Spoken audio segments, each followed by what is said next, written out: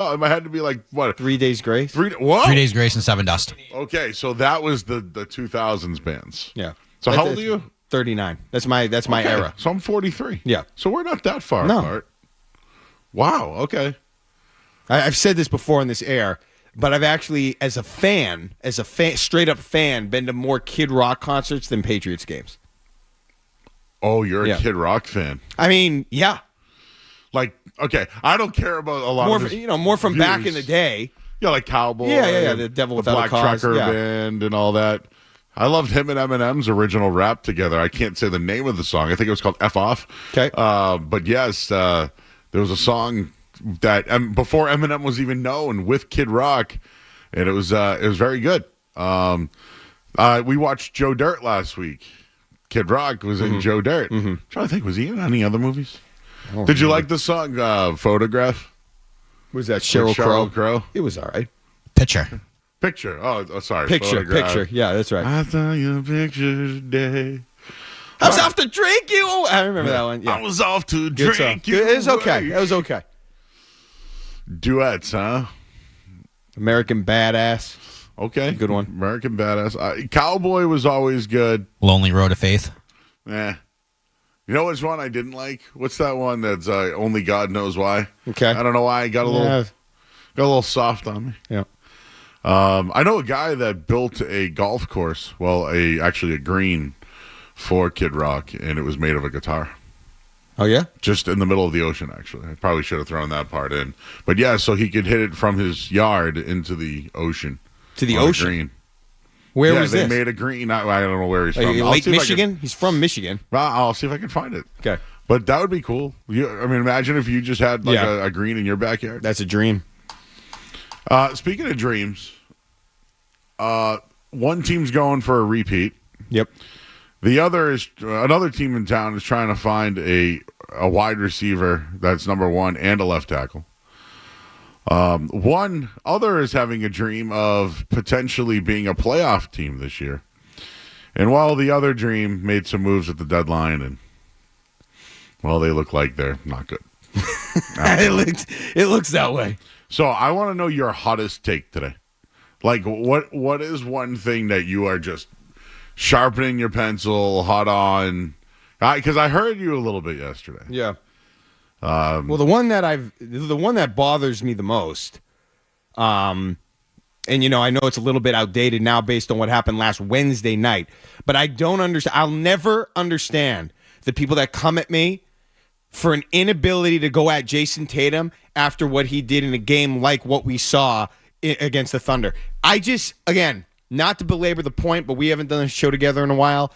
When you go into a game, you're at home, you're playing one of the best teams, if not the best team in the league. Okay, you're tied going into the fourth quarter, and Jason Tatum, regardless of what the stat line said going into that moment, you are tied at 88, and Tatum scored 2 points in the fourth until late in the fourth when it was a garbage time, and he had 2 free throws. 2 points. I don't care what the stat line was. I don't care anything. I don't care about anything else. That's not good enough. Okay, Joe? And I don't understand why we can't have that conversation. And going forward, I am fascinated by what we're going to see in the playoffs this year. I do not think the Celtics are going to do what they did last year and just roll their way UConn style to a championship. I think they're going to face resistance. And when they do, are they going to be able to win close games routinely in the playoffs to get them over the hump? That's a question that I still have. I don't care if you don't like it. People don't like it. Jason Tatum scoring 2 points in the fourth quarter, that's not good. When you're the guy, that's not good enough. Okay? And I don't care what your stat line was all night long. If in that moment in the fourth with a tie game, you can't do more than that offensively, that's what Tatum's there for. Not good enough. And that's bothered me all week. I think it's, if you want to say that Jason Tatum having 2 points down the stretch, it's fact. It's fact. I think he does enough all year long and carries the load when maybe some other guys don't. So I'll say in that game in particular, I thought Jaylen Brown was an absolute fraud. He couldn't defend. He got, and this isn't about your takes wrong. Take's not wrong. It's fact. Jason Tatum had 2 points down the stretch when Jaylen Brown was struggling all night long. They needed more out of Tatum. I thought Jaylen Brown personally was just horrible defensively. And then he could do nothing on offense. He had 5 fouls and finally fouled out of the game, I think. Right? Yep, he did. So, like, the people might not like this one either about Tatum. This isn't a wake up this morning and crap on Tatum thing. I hope you know. But I think you're just bringing to light the fact that maybe you are expecting more out of him in a big game. So, one, I go with Brown. The other, I think Missoula's had problems trying to get Tatum going, and Peyton Pritchard for that matter. And so, yes, I would like it if Jason Tatum would not have to rely on a Jaylen Brown or the coach to figure it out for him. So I get what you're saying on that. But in that game in particular, and I don't think the refs had anything to do with it because SGA is one of the best players in the league at getting to the free throw line. Yep. So, like, have a better plan on who you're going to have defend him. I thought Tatum defended him pretty well, SGA. But overall, yeah, down the stretch, I think Missoula should have had it when it was 98-98. 8 minutes to go. I think it should have just, and people don't like iso ball, but I think I almost wanted SGA versus Tatum down the stretch. Just SGA getting into the paint, seeing what could happen. I thought that Tatum might have done the same thing. He actually had a drive, if you remember, where he went into the paint, had a nice little kiss off the backboard. And I'm like, all right, we're going to get SGA to the hole, Tatum to the hole. Then I think OKC went on an 8-0 run when it was tied at 98-98, and you know, Tatum's best feature to me is that he is unselfish and does get people involved in that game because I think Brown was struggling and because Missoula couldn't find a way to get Tatum going. Tatum didn't get going, and that's also on him. I'm not saying that it's because of Brown and Missoula, but yes, I almost wanted in a way a little bit of, you don't need to be loud about this, but just a little bit more leadership. And all right, SGA is doing his thing down the court. Brown's having a tough night. Guys, spread the floor. Let me try to get in the paint and kick. And he didn't. So I don't disagree with you. I mean, 33 points is a good night. He had a good game. He was just disappointing down the stretch. And I just feel like in a basketball situation, this isn't baseball. You know, if you go to the plate in the 9th inning with 2 men on and you're already 3 for 4, you know, it's really hard to hit a baseball. It's really hard to get a hit. 30% put you in the Hall of Fame or whatever. Basketball's different. If you're that good, that skilled, you should be able to find other ways. If the shot's not falling, you get to the line. You get to the free throw line. You shoot a 3. You find other ways to score, especially when you're going up against the best team in the league and a guy that's, I guess, the favorite for MVP. I need more out of Tatum. Jason Tatum is fascinating. Okay, I'm telling you. I said this yesterday. You will not see for the next 25 years a team win a championship and that same team have a first-team All-NBA guy not win either the conference finals or NBA finals MVP. You won't see that for 25 years at least, if ever. Okay? One of those 2 rounds, the first-team All-NBA guy will win MVP. The fact that Tatum didn't is kind of apropos for what he is. It fascinates me, and that going forward is what continues to interest me about the Celtics, and we can talk about it. Like to get your thoughts. Are they, you know, if they have to get into a series where it is back and forth and the games are close, how confident are you? I don't see it. And if you can explain to me why you're so confident, I welcome that. I just don't see in close games how you can be super confident even now. Oh, wow. Yep. I don't buy it. Okay, let me ask you this, though. Yeah. Do you think he's had big games and big moments? Yes, of course he has. Of course he has. Yeah, that's my only pushback would be, man, this guy's done it in some big games. He has. Game 6. I mean, last year he did it well.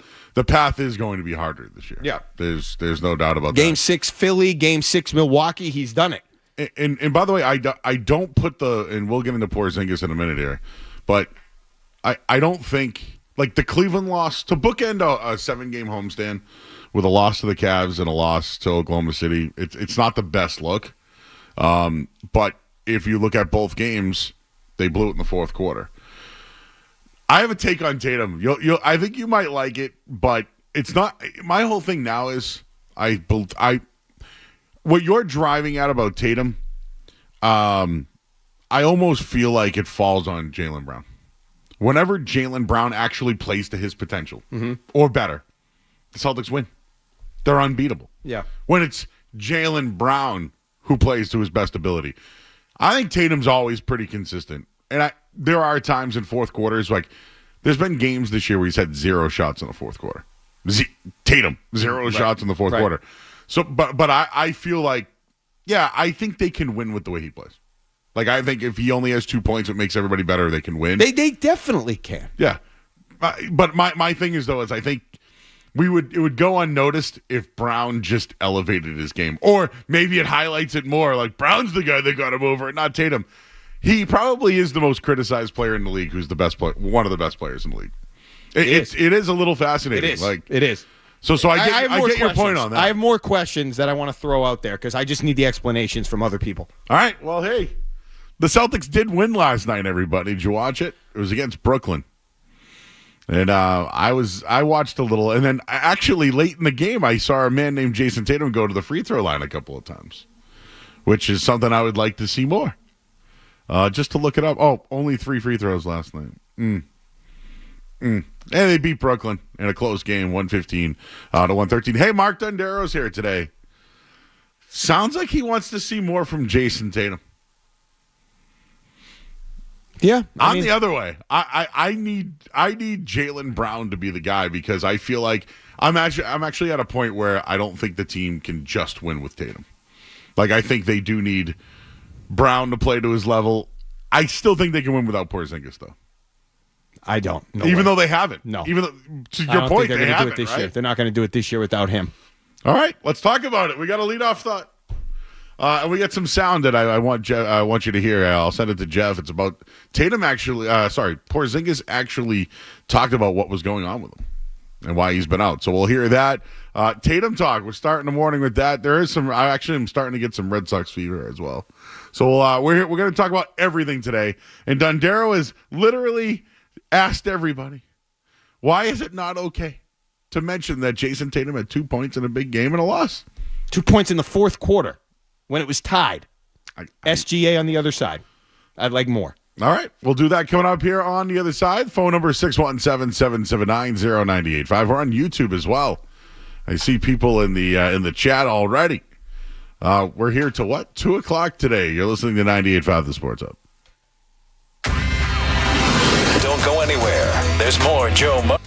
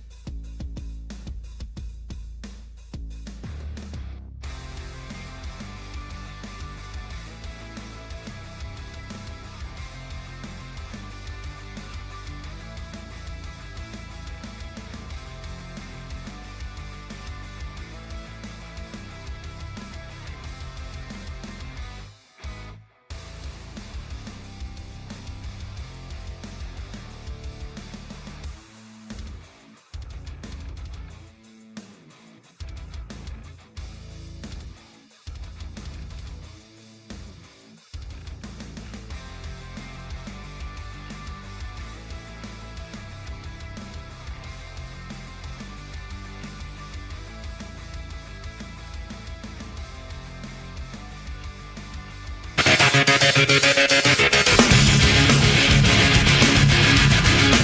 right, back here, 98.5 The Sports Hub. Jeff, I'm going to send you some sound. I'm sorry I didn't do it during the crossover. All right, last night's game. Jason Tatum, 20 points, 8 rebounds, 8 assists. What'd you think? I didn't watch granted, 13 points in the first half. Okay, so do we know what his numbers were late in the game? I'll look it up. But I do think here's the deal. I had one eye on the television, and I do remember late in the game in a tie game, he went to the hole, got an and one, hit the free throw. So, and I think you made this point yesterday, so I'll get this one out of the way too. There aren't a lot of games where you can look at the Celtics and be like, this is a measuring stick game, right? Because they had 2 in 7 games at a homestand and lost both of them. So watching them last night versus Brooklyn, are we really going to get the science of Jason Tatum's struggles in the fourth quarter? No. So all we could do is lean on what he did against Cleveland and what he did against Oklahoma City. I do think he was great against Denver, but he struggled in that game too. And I think it took Al Horford to... Where I'm going with it is I think the problems with the Celtics aren't necessarily on Tatum. I think what you're trying to say is you want to see more of Tatum take over a game in the fourth quarter, similar to what SGA did. What I want to do, Joe, is watch a Celtics game, see the game close down the stretch, and have a good feeling deep inside of me that they're going to find a way to get the win. And because of Tatum or because of Jaylen Brown, it could be Brown. I don't care who it is. I don't think it's going to be Derek White. I don't think it's going to be Peyton Pritchard. I think it's going to be a guy that can create their own shot. That's the type of guy that closes games to me. And you tell me how you feel, okay? When the Celtics play a close game against a good team and it's going down the stretch, I just deep down don't feel good about their chances of winning. Do you? I think in the end, talent does win in that league. I don't put a lot on coaching, but with this team, I do. So you feel good about them winning the game when it's close down the stretch, finding a way? I would say it's more probable than not I feel good about it. Okay. Yeah, I still don't feel as talented as they are. I feel like I should feel better about it. And we watched it for 20 years. Ortiz, Brady, I know what that feels like, and I don't get that with the Celtics for whatever reason. Tatum is a first-team All-NBA guy. I don't get that winning thing down the stretch when it's close that somehow something good's going to happen for Jason Tatum, and he's going to find a way to pull it out. I don't have that feeling. If you do, good for you. Yeah, and listen, Tatum faces a lot of challenges, and I'm not saying other stars don't. Like, I've watched Nikola Jokic get defended at the perimeter and somehow dribble by somebody. Like, you know what I mean? Like, there's things in his game that he can do that. I think if there's one thing to back your point, Tatum has better talent around him than most other players in the league. Like Donovan Mitchell, great player down the stretch. If we're comparing Mitchell to Tatum in the games against Cleveland, Mitchell's been elite. And then they have this pick and roll offense where they'll hunt Hauser who can't defend. They'll hunt somebody that isn't Tatum and Brown. And Mitchell's absolutely outstanding. This is my opinion. I'm validating what you're saying, that there are games where you expect more out of Jason Tatum, especially when he's considered one of the top 5. Down the stretch. Yep. Down the stretch. I won't deny that, because you're right. He had how many points in the first half last night? He had a great game. 13. He had 2 points in the fourth quarter, both on free throws. And that's the only thing I remember from last night's game. In a tie game, he went to the hoop. But I think the bigger point that you're making here is the path is going to be harder this year. Let's say they do have to take on, New York, or I think New York's a trash. I think they're trash. It's Cleveland and it's OKC, or maybe I don't know how you feel about the West. Maybe Denver, maybe Golden State if you really want to go crazy. Maybe Golden State. It's going to be about OKC and it's going to be about Cleveland, and I still think they beat Cleveland. The question will be, is that a real series? Do you know what I'm talking about? Like, do you remember the 2002 Celtics?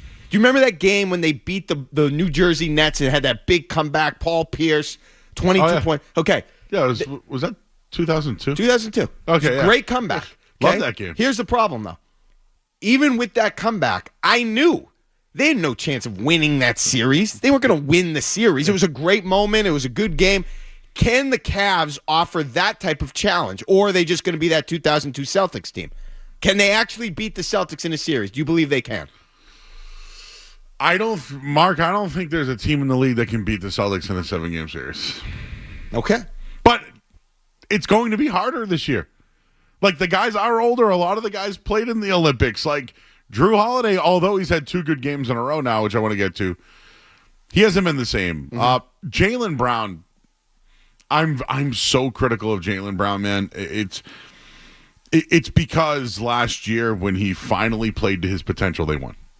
So, like, when I say finally played to his potential, like, I think he deserved an MVP. I think he was awesome. He was awesome.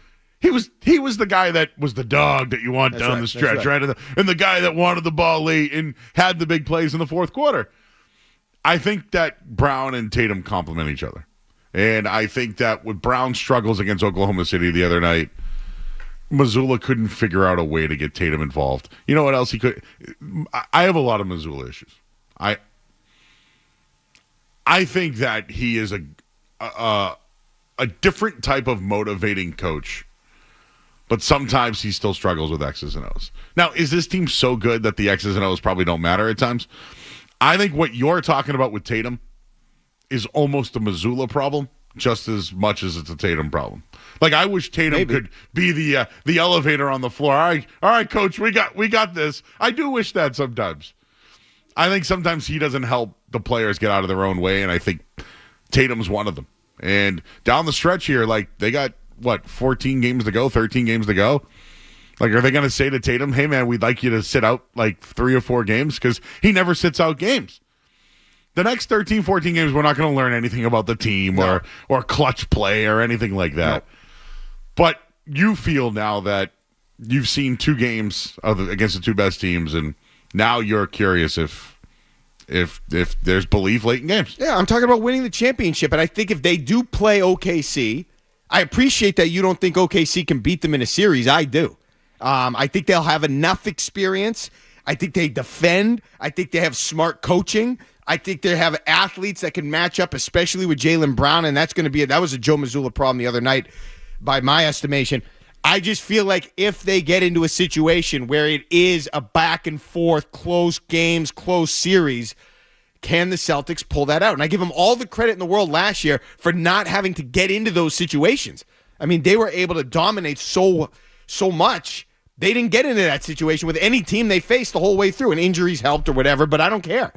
If they don't get into that scenario this year, are they good enough? And I mean, that's what we're talking about with this team. The window's only so big. The team's up for sale. You only last so long in the league as a dominant force. I want to know, can they get it done this year? And if not, why? And to me, I just don't have the confidence when it's close. And if you do, maybe I'm just not watching the right games. So you mentioned that you think that they absolutely need Kristaps Porzingis. Yes, I don't think they can win without him. Did you see what he did in the fourth quarter last night? I didn't compile his. I got it for you. Okay. 4 for 6 from the field, 14 points in the fourth. Okay. Okay. No. I said that I think they could win a championship without Porzingis, because I think they could have won these games against Cleveland and Oklahoma City without Porzingis. So that's the only reason why I'm just going to be consistent with that. But the 14 points in the fourth quarter is, to your point, like. Well, I mean, listen, he's hit some big shots for them. Again, it's weird when you're not relying on your best offense. I mean, Tatum, he's an all first-team NBA guy. He's an elite offensive player. That's the type of guy you're supposed to lean on late in games. I just don't see where you'll have all this confidence that he's going to make the shot or take over. He's done it before, but I don't know. If you're not a fan, I'm not a fan of the Celtics, so I can't answer this question. If you're truly not a Celtics fan, do you fear Jason Tatum down the stretch of games? Honestly, anyone out there that's not a Celtics fan, do you fear Jason Tatum down the stretch of a game? if you've watched them play, and people have watched them play a bunch of big games, are you like the way I was worried about SGA the other night? Or the way that I looked at Donovan Mitchell sometimes when they played the Cavs. It's like, I just don't want that guy. That guy's on a heater. That guy can make me pay. I don't know if Tatum's looked at that way. Well, I'll say it like this. I think now, if anything, they have given hope to some of these other teams. Like, should Cleveland really be scared of the Celtics? To your point, like scared of Tatum. I could tell you, I don't think Golden State is scared of the Celtics. Oklahoma City clearly isn't scared of the Celtics. They should be. They should have a healthy respect for the Celtics. But what they shouldn't be afraid of, if I was another team, if you can keep the game close, and the Celtics at any time could go off with their three-point shooting. If you cannot have that happen and keep it close, then absolutely I'm not afraid of the Celtics. In fact, I feel like I have them right where I want them. That's how I'd be looking at the Celtics, and that's what worries me from where I sit. Hey, Jeff, I don't know if you got my email, but can you play? So Porzingis missed 9 games with some sort of illness. Yeah. He did talk about it after the game. Let's hear from Kristaps Porzingis. What made you want to turn to social media to kind of let the fans know where you were at? What kind of compelled you to send that tweet last week? Say that again, sorry. What made you want to tweet that your status, kind of give everybody an update? I was getting a lot of questions. I saw it on social media and stuff. Like people wanted to know what's going on, why I'm out for so long. And honestly, it was frustrating for me. I'm just illness out. Like, come on, this guy can't play through some illness. Like even I would think that. So I just wanted to let people know that I was really dealing with something, and I would never set out for some cough or something. It's like if I'm out, then with illness, it has to be a little bit where I can't really play to help the team. So that was it. Just wanted to give an update, and that's it. I got a lot of support back, and that was really nice. So I always appreciate the support and love that I get from the Celtics fans and the fans back home and everywhere.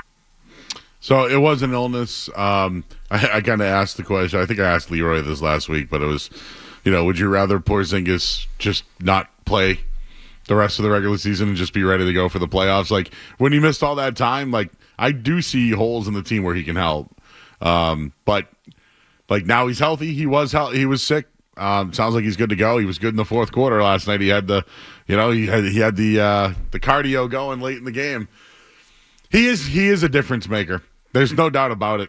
The guy is a difference maker. I don't know. When it comes to him and Brown, they have a really good connection. Mm-hmm. And I wonder where Tatum falls into that scenario because he struggled in the fourth quarter. But do you give him credit at all to maybe going with the hot hand in Porzingis and maybe stepping out of the way a little bit to Tatum? Sure. He's a team guy. I have never criticized his unselfishness. Who's your closer? I think that helps a basketball team when you know who the guy is that you can lean on late in games. And I know the Celtics have a lot. Derek White can close games. He was big in Miami the night before. But I just feel like if you're going up against an elite team that's an elite defensive unit, sometimes you just need the all-NBA guy to be the all-NBA guy and make his own shot, create his own shot and make his own shot. So sometimes if that's not able to happen, I'll tell you this, though, real quick. The Porzingis thing, I love what they're doing with him. I don't care how. It's uncomfortable. But if you want to just keep him on the shelf and then when you need him in the playoffs, you roll him out, whatever. I think you're going to need him, and I think you need to have him as healthy as possible. So whatever you have to do, do it. That dude's played 30% of his games with the Celtics in 2 years, but he's certainly a difference maker for the Green. The clutch conversation is probably something we can have later on. Because on this team, late in games,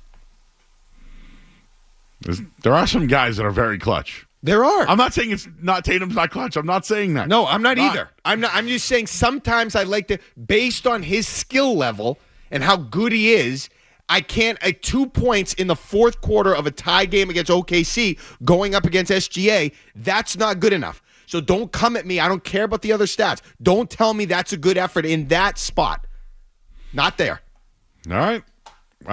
We got some Celtic stuff on the table. Whatever you guys want to talk about today. Here till 2 o'clock. Mark Dondero is here. I'm Joe Murray, 617-779-0985. Jeff's alive back there. He's playing the music. Maybe we'll get to learn more about Mark Dondero throughout the show today. I know he likes music. Let's see what else he likes during the day here as well. We'll take a quick break. You're listening to 98.5 The Sports Hub. You're listening to Joe. You're listening to Joe Murray on 98.5. You're listening to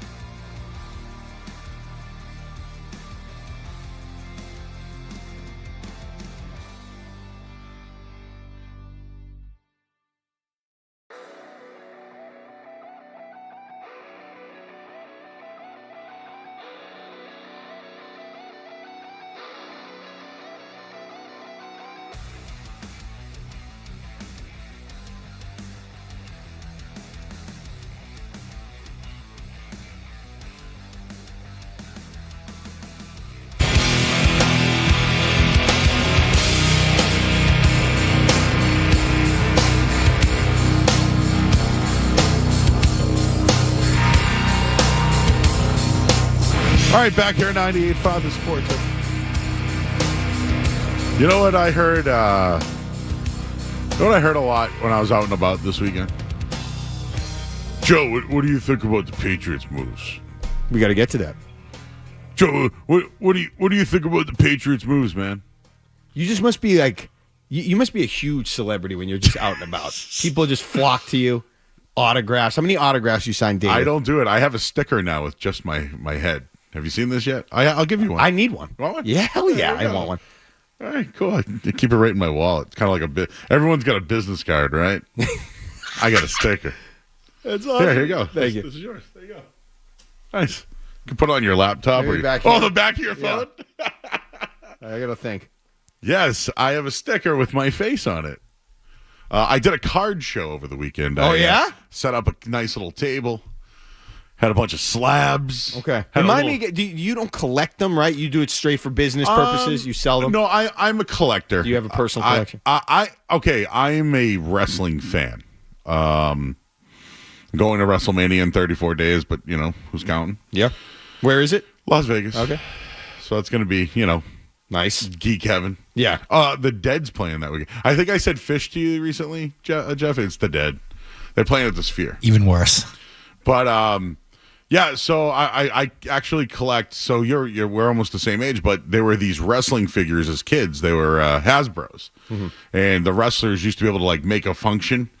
And they started in 1989. They ended in 94. I want to say I have every single one in my house, and I have a Twitter handle, Joey Hasbro, that shows every single figure. So it's got like 3 Shawn Michaels, all the Ted DiBiase's, all the Hulk Hogan's, Yokozuna's, 1, 2, 3 Kid. So I'm not a wrestling guy.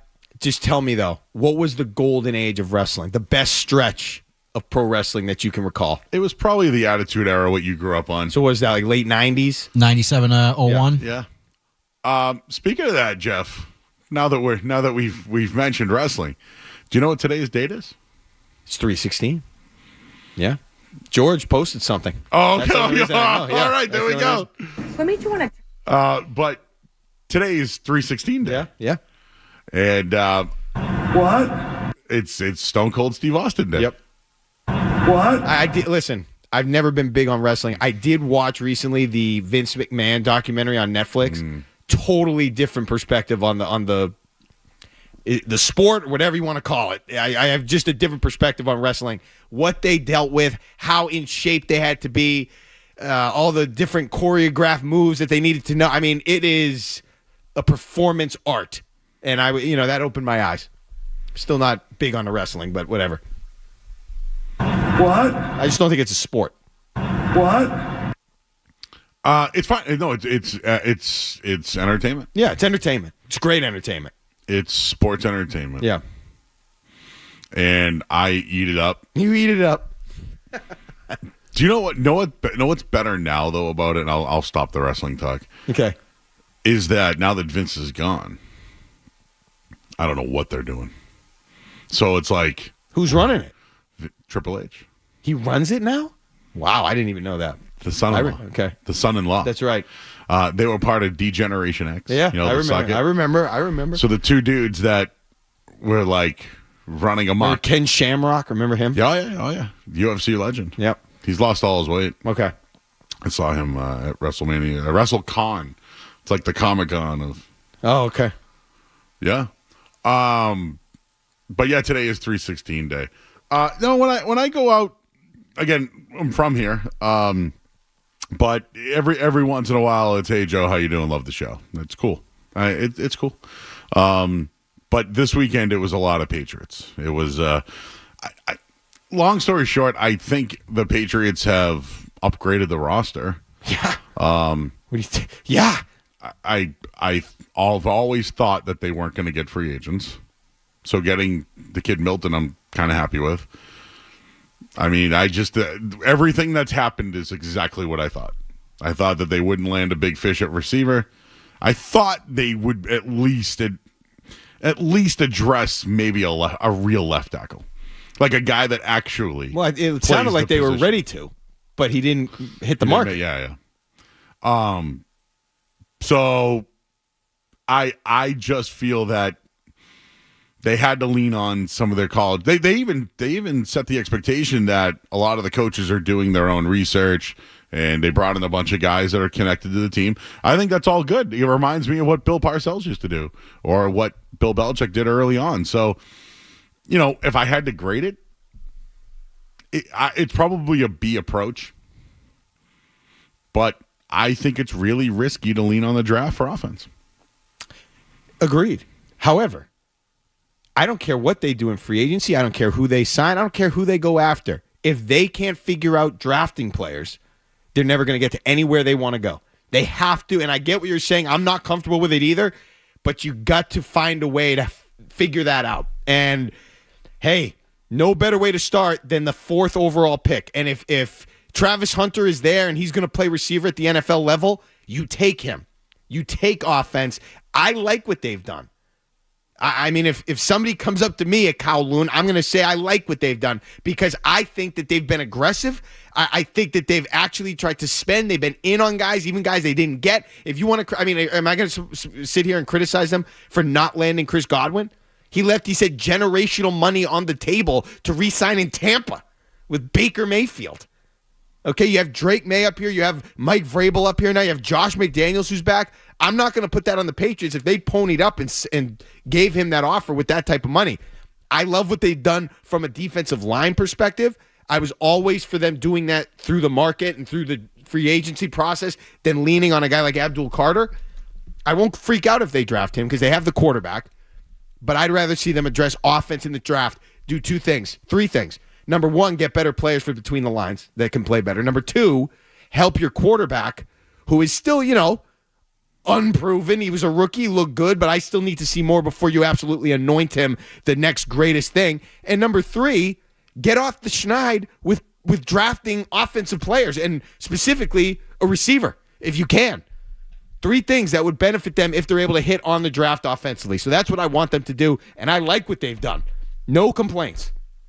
All right. Well, we'll hit on that at the top of the hour. Yeah. I know that Justin's in Lynn. What's going on, Justin? Hey, Joe. Hey, Justin. I just wanted to start to Mark's thoughts. I'm concerned about the Red Sox close. The close are all on this Red Sox team. I'm concerned about the backup bullpen. And I don't think William Hendricks is all that good. And I'm going to be down at Silver Street Grill when you're down there on the 27th. All right, buddy. Appreciate it, man. Yeah. Thank you. We get into the Red Sox stuff, too. They've announced their starter. Yep. And the Rafael Devers stuff is, ooh, boy. Yep. It's worth monitoring here. All right, Mark Dondero's here. I'm Joe Murray. I do want to look into some of this Patriots stuff because there's a report today by Karen Guregian that's probably going to make you happy. So we'll do that coming up next. He's Mark Dondero. I'm Joe Murray. You're listening to 98.5 The Sports Hub. More Joe Murray coming up on the Sports Hub.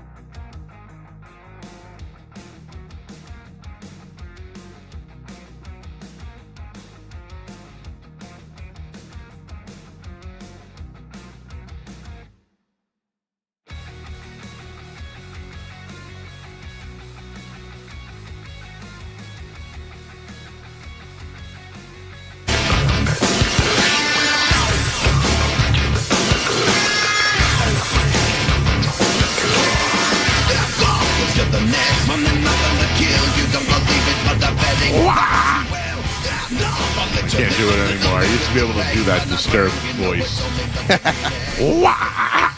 Yeah. He had a lot of good tracks.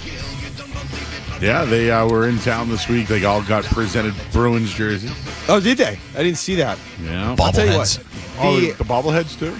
I think I've said this before, but their remake of Sound of Silence is one of the best remixes of all time. I That went is to just another absolutely place awesome. during that performance Did they of do that it? song. Did they do it? Yeah, they did it live. Oh it was my God. amazing. It is unbelievable. I mean, the song is as dark AF, but it is so good. It's just unbelievable. Why? I didn't know you were a Disturbed fan like that. I mean, They were meh to me. Stained was big. I met Aaron Lewis a few times. Seen them live.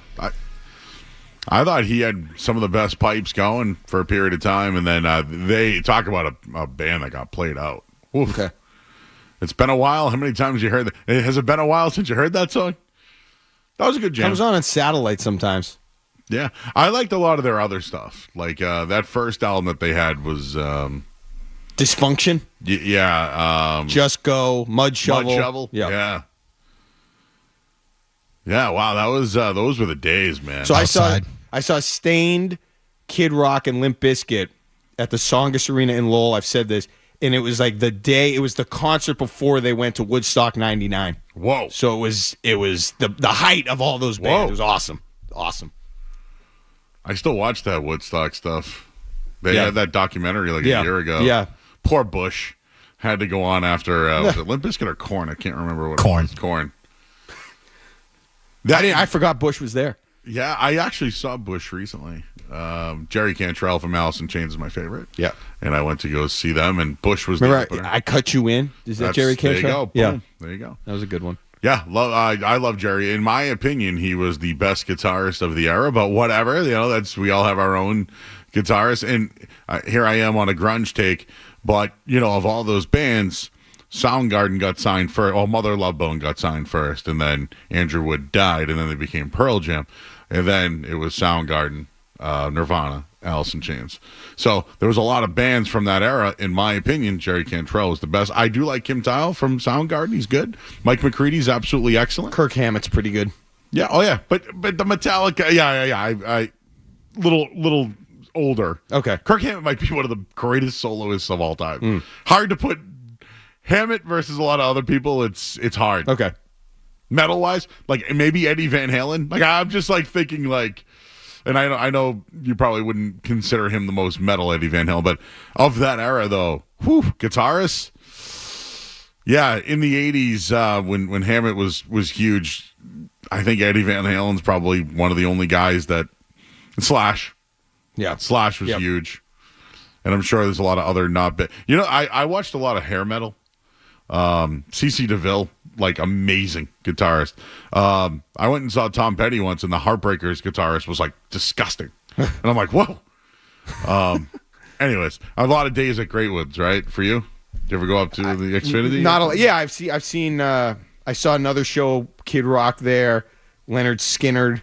I haven't seen as many there though. Not as many concerts there. So, getting back to the Patriots, report today from Karen Gregian of Maslot. You said I might like it. Quote, privately, the Patriots consider Travis Hunter not only the best cornerback in the draft, but the best wide receiver as well. Where does he want to play?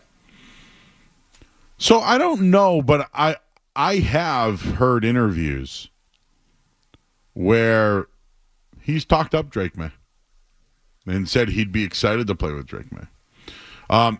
Just kind of following some breadcrumbs from the week, Adam Schefter thinks that Cam Ward's going to go number 1 overall. Yeah, he is. Just maybe not to the Titans, though. He thinks that Cleveland ultimately is probably the team to land, so they might trade up, maybe move back a pick to secure Ward, and then Sanders probably goes to the Giants at 3. There's also a case where the Giants could trade up for 1, but I don't think Sanders is going to go 1. I'm a little concerned. See, I was concerned if the Giants were on the board without a quarterback and with Travis Hunter just because of what happened with Saquon Barkley. How they just choked that situation away. And not that I even blame them. Saquon Barkley was not going to take the job. I mean, if he could have done it, he would have. They weren't ready to get a running back like that. A running back needs to be on a team that's ready to win right then and there. They weren't ready for that, but I feel like there was so much heat, the hard knock stuff and everything all the heat that they caught because they let Barkley walk. I feel like they might want to kind of rectify that and get another playmaker, electric offensive guy like Travis Hunter who can, that's sort of a similar pick to what Saquon Barkley was, or like what Jerry Jones did way back. Remember, he passed on Randy Moss, and then however many years later he went for Dez Bryant because he couldn't pass on a guy like that again. I could see that happening, and that would worry me because I feel like the Patriots would be much more... Even with Malik Neighbors? I just feel like they're going to want the star-studded, explosive offensive guy after the Barkley thing. They need a quarterback, so hopefully they do what you just said. They trade up or whatever. But, I mean, they couldn't get that third pick. They have the fourth pick, and now they're going to be at risk of not having Hunter there. So this goes back to the end of the season. Yep. When they won that last game. I think the coaching staff went rogue. Doug Kyde wouldn't. I had him on, and he wouldn't confirm it because he's a reporter. He reports things. I'll stir it. But, yeah, I guess the coaching staff got wind that they were going to get canned. And I know that Buffalo allowed Joe Milton to do his thing, and maybe they were tanking the game anyway. I get all that on the table. Still feel like the way he was fired, because, again, the game ended. I couldn't believe that they won the game. Mayo came out and talked, and then he was fired within 45 minutes of post-game. So, to me, I think the Patriots wanted the number one overall pick. Mm-hmm. That's why they played Joe Milton that day. But do you see the difference? I mean, dude, think about it last year. You were a dumb win away. Oh, man. From Jaden Daniels. It still breaks my heart. And again, I like May. We'll see what he can become, and if he can approximate Jaden Daniels, I don't know. But the fact that they lost to the Commanders last year and that the Commanders still ended up with a better pick is horrendous. That's brutal. At home, they lost to them. Sam Howell, right? Sam Howell. And you still couldn't get a better pick than them. Sam Howell's still the backup in Seattle now that Sam Darnold has come in. We got some people on the phone lines. Let's get to them at 617-779-0985. Let's start with Pat is in Franklin. Hey, Pat. Hey, boys. Hey, Mark, congrats with your squad making the big one. Oh, yeah, thanks. I live in Franklin, so I went down because my buddy's a coach at Maine. Nice. What was the atmosphere like? How was the atmosphere? Oh, dude, it was awesome, man. It's the first conference tournament final I've ever gone to outside of the Big East tournament. Mm-hmm. It lived up to the goods, and that team is good. They're going to give a two-seat a run, man. They got dudes. My question: they didn't get hit hard in the transfer portal, so they got a shot to give a two-seat a run. Are they going to be like a play-in team? Are they going to have to win one of those games? No. They're not. They're going to actually be in the tournament. Okay. They're going to be a 15. Okay. Because they returned players. The NIL didn't get them bad.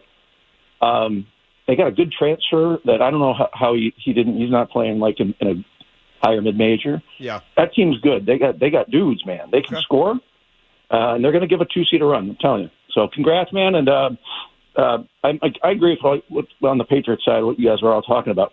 As a Bills fan, dude, that was a masterclass by Sean McDermott to allow the Patriots to beat them. It was amazing. The guys that were playing for Buffalo that I don't even know their names.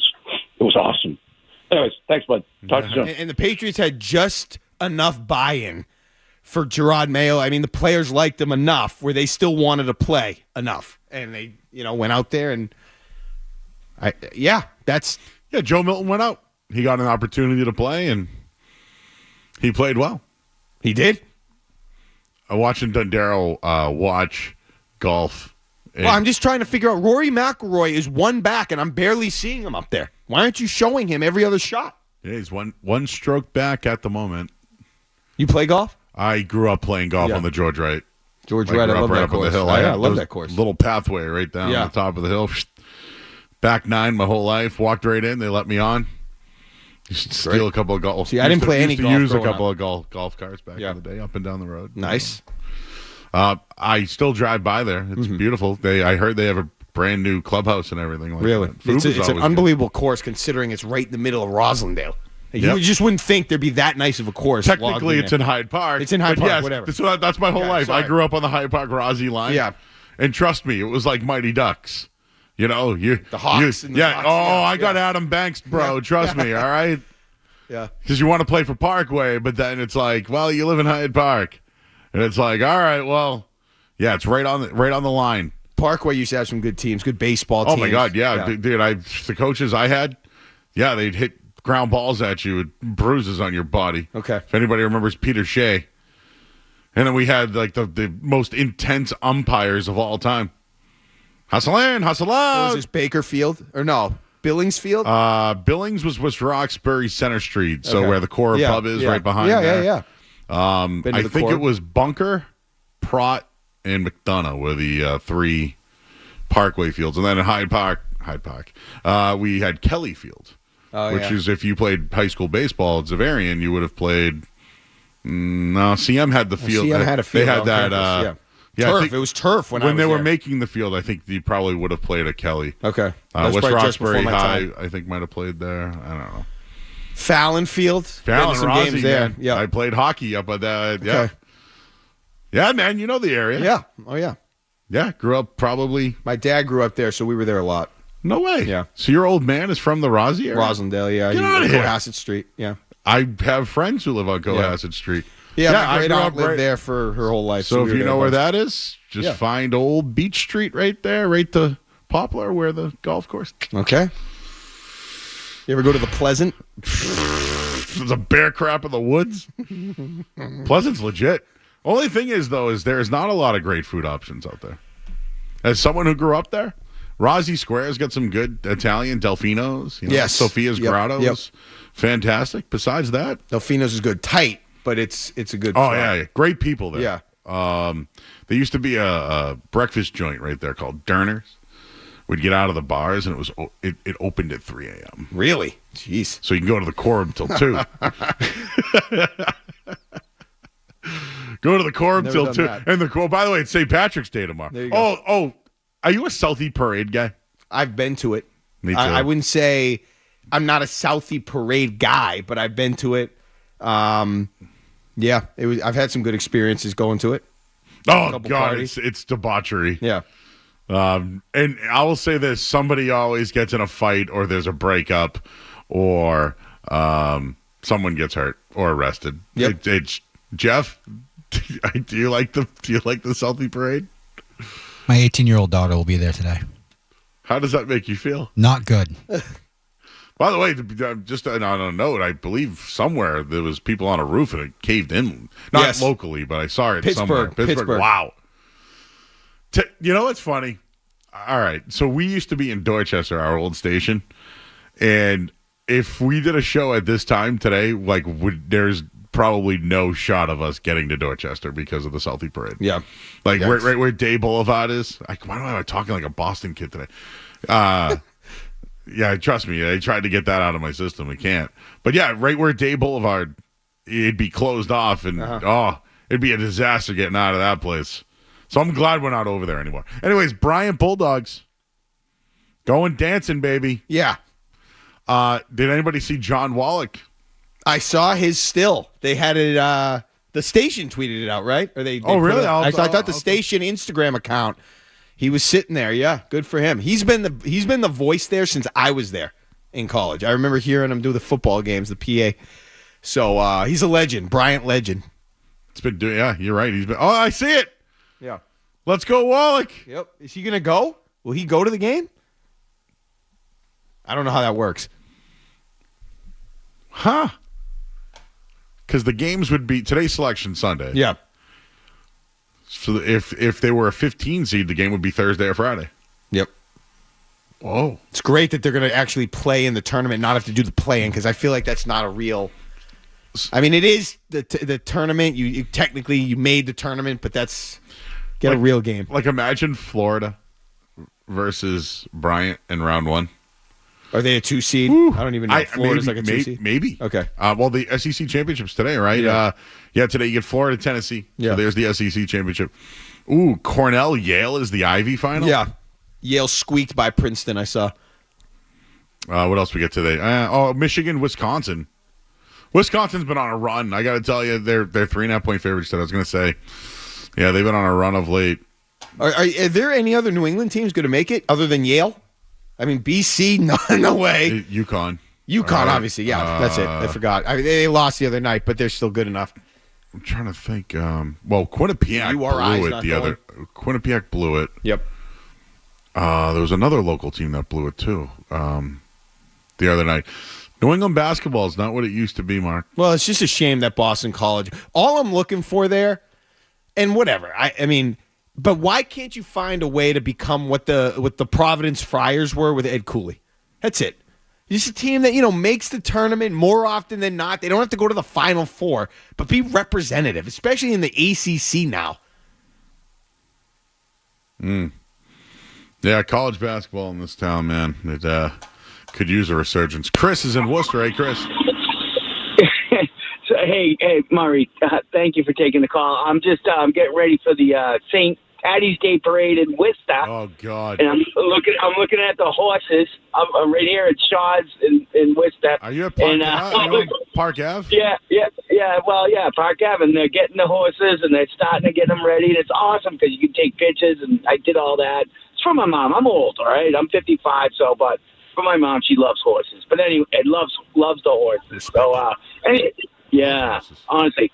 I do too. So I called about the Celtics, but I wanted to call out a little bit of your guitarists and a little bit about wrestling. First, I'll go quick, I promise. First, on the guitars, I miss Randy Rhoads. He was the best. He was better than Eddie. I'm sorry. Randy Rhoads. Baby. No, not Black Sabbath. That was Tony Lamoni, whatever. But sorry to correct you. But well, I guess Randy Rhoads. So the three albums, right? Yeah, he played with Ozzy, but that was when Black Sabbath kicked out Ozzy. Ozzy was alone. Oh, yeah, Sharon Osbourne found him, hooked him up with Randy Rhoads, and oh my God, they just nailed it. 3 albums in like 8 months. Like they put out all those Blizzard of Oz and all those, and I couldn't get them because one of the covers of the album had Ozzy with the cross, and I weren't allowed back then. My mom pulled Diary of a Madman back then. Yeah. Oh, I mean, he was awesome, but what a shame. But I would say he was, pre-grunge and all those, and I loved all the people you guys mentioned. All of them, singers, guitars. Definitely agree with you guys, but Randy Rhoads deserves respect, even with Eddie, up there with Eddie Van Halen. I left him off the list. Sorry about that. But I don't mean. But I love it. The horses are moving out now. But lastly, I'll go quickly. Celtics. I'm not going to say fishy, but were they tired last night? You think? I know I shouldn't have taken the minus 11.5 last night against the Brooklyn Nets. Was that they were up? They were killing them, and then. What do you think? Is it fishy or is it just they were tired, the Celtics? And thanks a lot for taking my call. Thanks, buddy. What did he ask? Are they fishy? I mean, I don't know. I just don't think they have the heart. I don't think they're really playing game plans right now. Yeah, I think they just let up down the stretch. I mean, I was literally having a conversation with Matt Stenberg, the executive director or whatever, and they went from being up 11 to being up 2 with the ball in the air, and they had a chance to lose. I don't think that shot got off in time, but I mean, I think they just kind of lost focus at the end. It was over. It was a second night of a back-to-back on the road Brooklyn Nets, and the Nets didn't quit, and they almost pulled it out. Yeah, every team gets hyped up for the Celtics. Yeah, exactly. It's a tough spot. It's a long season. You've been in the finals. I mean, those games, that's why you need the Luke Cornets. Because he's going to play. He wants to play. He's a guy that the regular season is key. I love horses. Butter. You ever been on a horse? Do you ride horses? Do you think me, as a man over 300 pounds, under 400 now, could get on a horse? The right type of horse? Maybe. All I can think of is Tony Soprano, right? With the horse photo that Paul that he I didn't think you would be a horse guy. I was on one once. Well, here's the deal. Like, okay, because I know that you went to Zavarian. Yeah. Because out that way, there are horse farms. There's horse farms out that way. But, like, I don't know where, like, I would have ever seen a horse farm. I actually rode one. A guy played at, because Brian came up. It was from California, and he was like a real Western. Like, his brothers were rodeo people or whatever. And I rode a horse at his ranch in Sacramento. That's the only time I've been on a horse. Yeah, we went out there, rode a horse. You ever watch Yellowstone? Yeah. I like Yellowstone. I like Yellowstone. I didn't see the end. Out. Okay. The ending out. Okay. Out. Good I don't show. know what happened. It was a good show. I don't want. Yeah, I'm not going to spoil it. Forget where I ended. I'm a spoiler. Okay. And I like all those, like the American Frontier. I just watched, how do you say it? American Primeval. Is that how you say it? Yeah, It was a good show. It was okay. Netflix. I just watched Shrinking. If you want to watch a good one, Jason Segel. You want to watch a good one? Is that good? I love it. Is it a show? Yeah, Okay. I absolutely loved it. And it's about shrinks, but it's about life. Netflix? Apple. I think. Yeah, it was absolutely fantastic. Hey, we're late. That's my fault. We're looking at the clock like, man, hey Joe. I don't care. It's weekends. Yeah. I'm sorry if I'm sorry. Well, my line at night is I apologize, but I'm not sorry. But I am sorry today. So we'll go to break. You're listening to 98.5 The Sports Hub. Don't go anywhere. There's more Joe Murray. More Joe.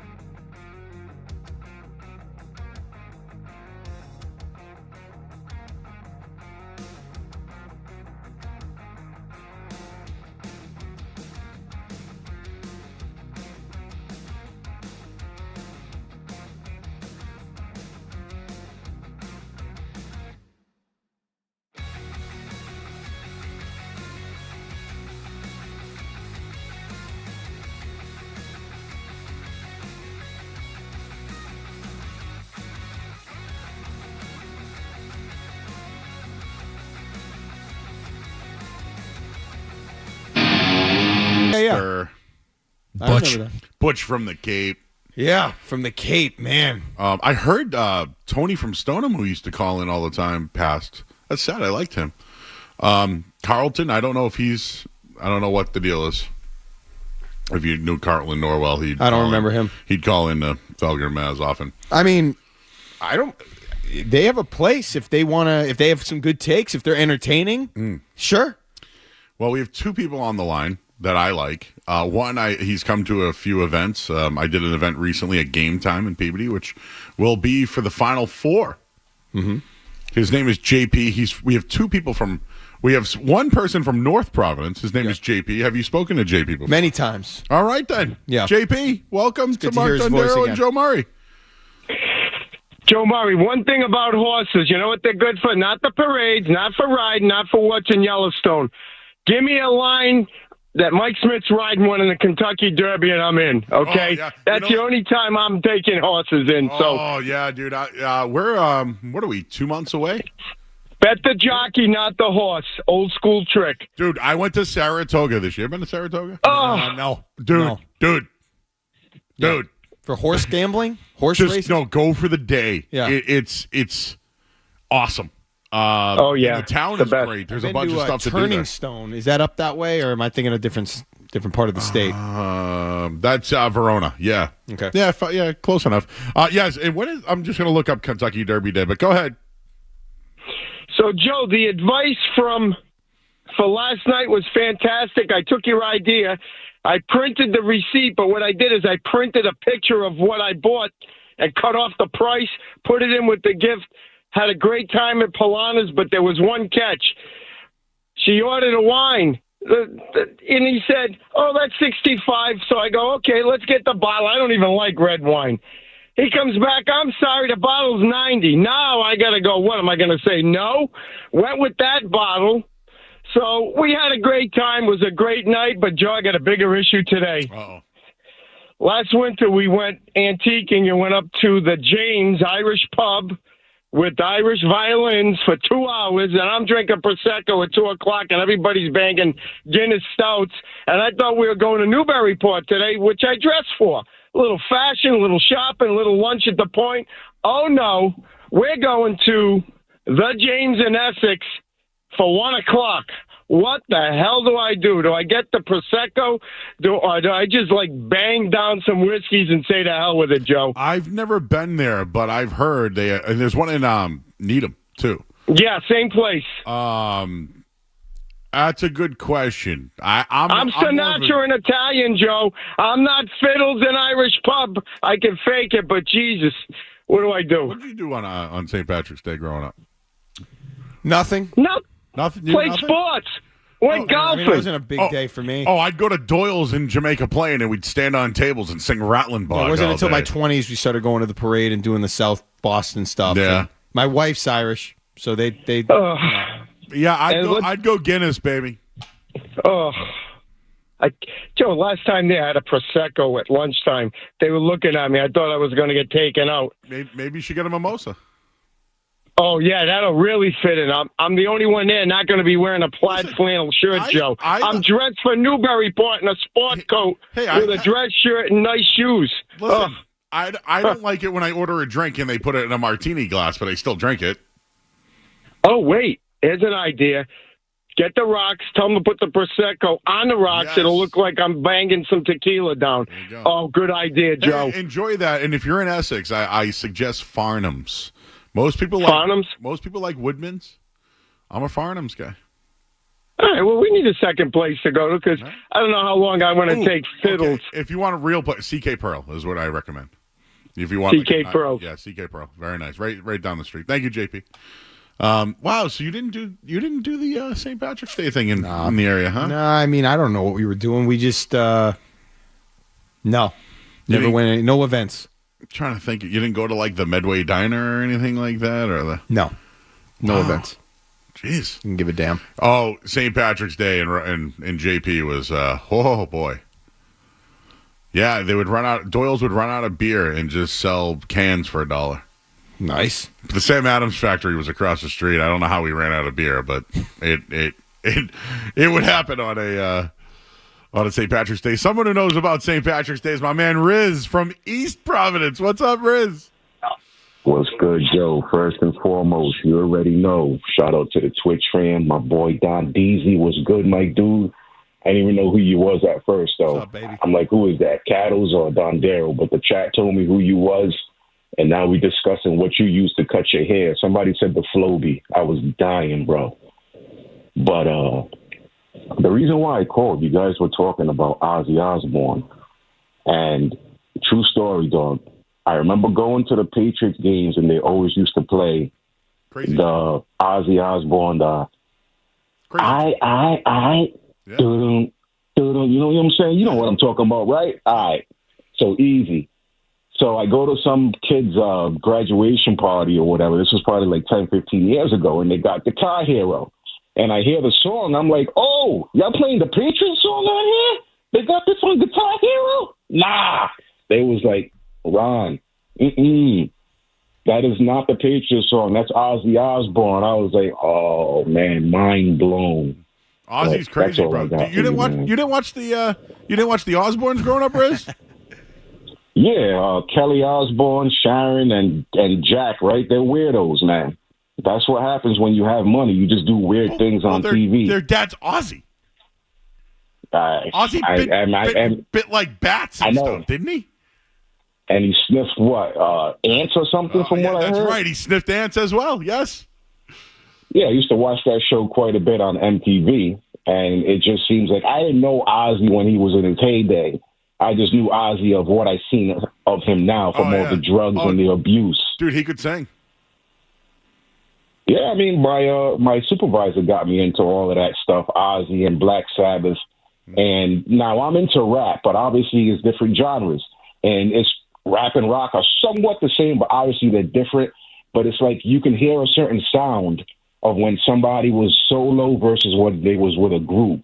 And that's how a lot of people can tell how Ozzy is Ozzy and Black Sabbath is Black Sabbath. Riz, Dondero's a Kid Rock fan. You like Kid Rock?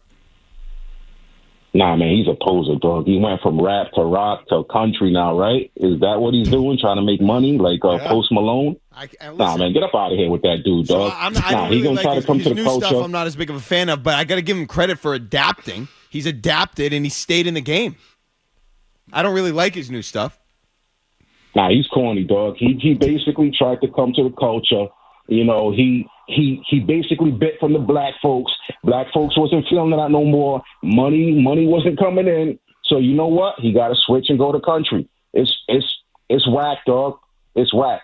I don't like it, Dondero. I'm sorry, man. Fine. That's all right. I feel like it's a decent business decision. I mean, Eminem did something similar. All right, posers. Could we say that Aaron Lewis from Stained went from rock to country? Poser. Is he in country now? Yeah. How about Steven Tyler doing country? I didn't know any of that. Out. All right. Here's my thing with. I've talked about this many times. Yeah. Know what I liked about Kid Rock? He's probably not really talented. Like as far as talent goes, the Brown Trucker Band I think is excellent. Yeah. But Ball with the Ball came out at the right time. Yeah. He was a cultural phenomenon. The G's with the 40s and the chicks with beepers. Like that was legit. Heidi Fleiss. He had good lines. He, in it to win it like Iserman, drinking. Oh, that's a great reference, right? That's a great do you reference. get what I'm saying? Yeah. He had good catchy lines. Yeah. And at the time was like 1997, 8, 9, like 9, yeah. What was really big, right? Like grunge era is ending. Biggie, Tupac are dead. Yeah, was that the new metal? There was no new Chronic 2 yet. It was new metal. It was Creed. It was Limp Bizkit. Yeah. It was I guess Bush. Like so, Kid Rock slapped when he first came out. It was good. It was different, but he was an icon. Like you want to talk about, frontman and yeah. And I do credit. I think he was a rapper first, then became a rock guy. The crossover, I guess, with like Sheryl Crow and stuff, he had to adapt, like you said. I am again. I'm not a fan of some all summer long. I don't really like that song. Hate how they combined both those songs. So but you got to give him some credit for staying in the game, and I don't know, it's better than what Fred Durst did. Yeah, and I'm not making this political because I am zero. I don't care I just don't care about that side of him. But I don't care about that side of Hulk Hogan. Yeah, there's many people. Eddie Vedder, I don't want to go to a concert and listen to him tell me about the. I don't either. I don't care. Right. Just like sport, I just care about the sports. Right. And I want to talk about it after. I don't care about the political side of it. Out on politics. But yes, St. Patrick's Day, I will tell you that in the city of Boston, it's really taken seriously here. I was out and about, people just wearing green hats and everything. Yeah, I do have an elite St. Patrick's Day shirt that I bought about, 15 years or whenever I went to the parade. It say? It's a Celtics symbol that instead of the Boston Celtics, it says like St. Patrick's Day, South Boston or something with the leprechaun. It's an awesome shirt. Awesome. Have you watched the new documentary yet, The Ringer? No, I don't have HBO. I gotta get it. I gotta find. Is it good? The first episode I thought was phenomenal. It's like all encompassing, everything Celtics, right, from beginning to end. Yeah, I think you're gonna get the tough part of it. The tough part. What I mean by that is Len Bias. We haven't gotten there yet, Okay. but I mean like the racial part of it. Oh, I got you. Yeah, but it's true. It's part of the story. It's part. You can't. I love documentaries. I love good documentaries. Yeah, this is Bill Simmons, The Ringer. They made it. Sean Grandy's in it. Yeah. Well, I mean, is the voice. Who else did I see that was in it? Is he interviewed? Yeah, he's also interviewed. He's like also Bob Ryan. Bob Ryan's in Jackie Mack. She's in it. Yeah. Yep. The first, I haven't seen the second episode yet. Tomorrow will be the third episode. Oh, is it coming out weekly? Every Monday. Okay, I got you. Kind of like the Patriots Apple. I got to get it. I got to get on it. But there was a lot of stuff about Bob Cousy that I didn't know. Mm-hmm. And a lot of stuff about Bill Russell. The reason why it says Celtics on the front of the jersey, Bill Russell. Because he played for the Celtics, not for the city of Boston. Oh. Did it say Boston prior to that? I don't remember, obviously. Okay. Yep. Yeah. Bill Russell, big part of the jersey change here. All right, we'll take a quick break. Well, we'll do some more sports. I know we talked about the Patriots, free agency. There is some Red Sox stuff on the table, Bruins as well. We're here till 2 o'clock, 98.5 The Sports Hub. You're listening to Joe Murray on 98.5. You're listening.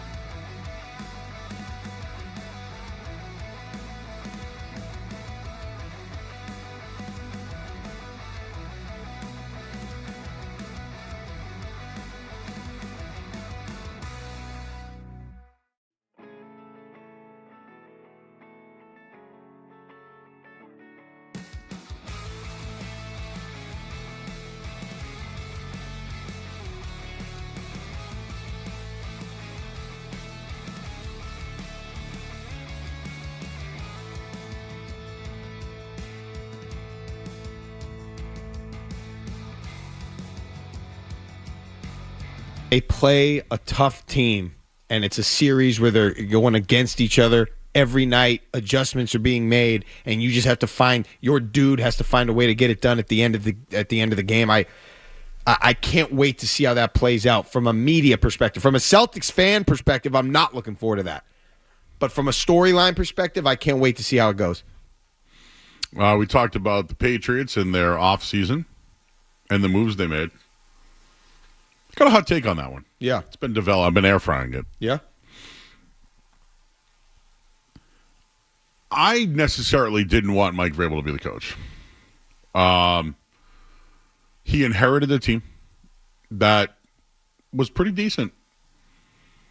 Helped build it up. Went to an AFC championship game. Got into the playoffs. So 2 out of 4 years he went to the playoffs. I don't think he's ever rebuilt a team before.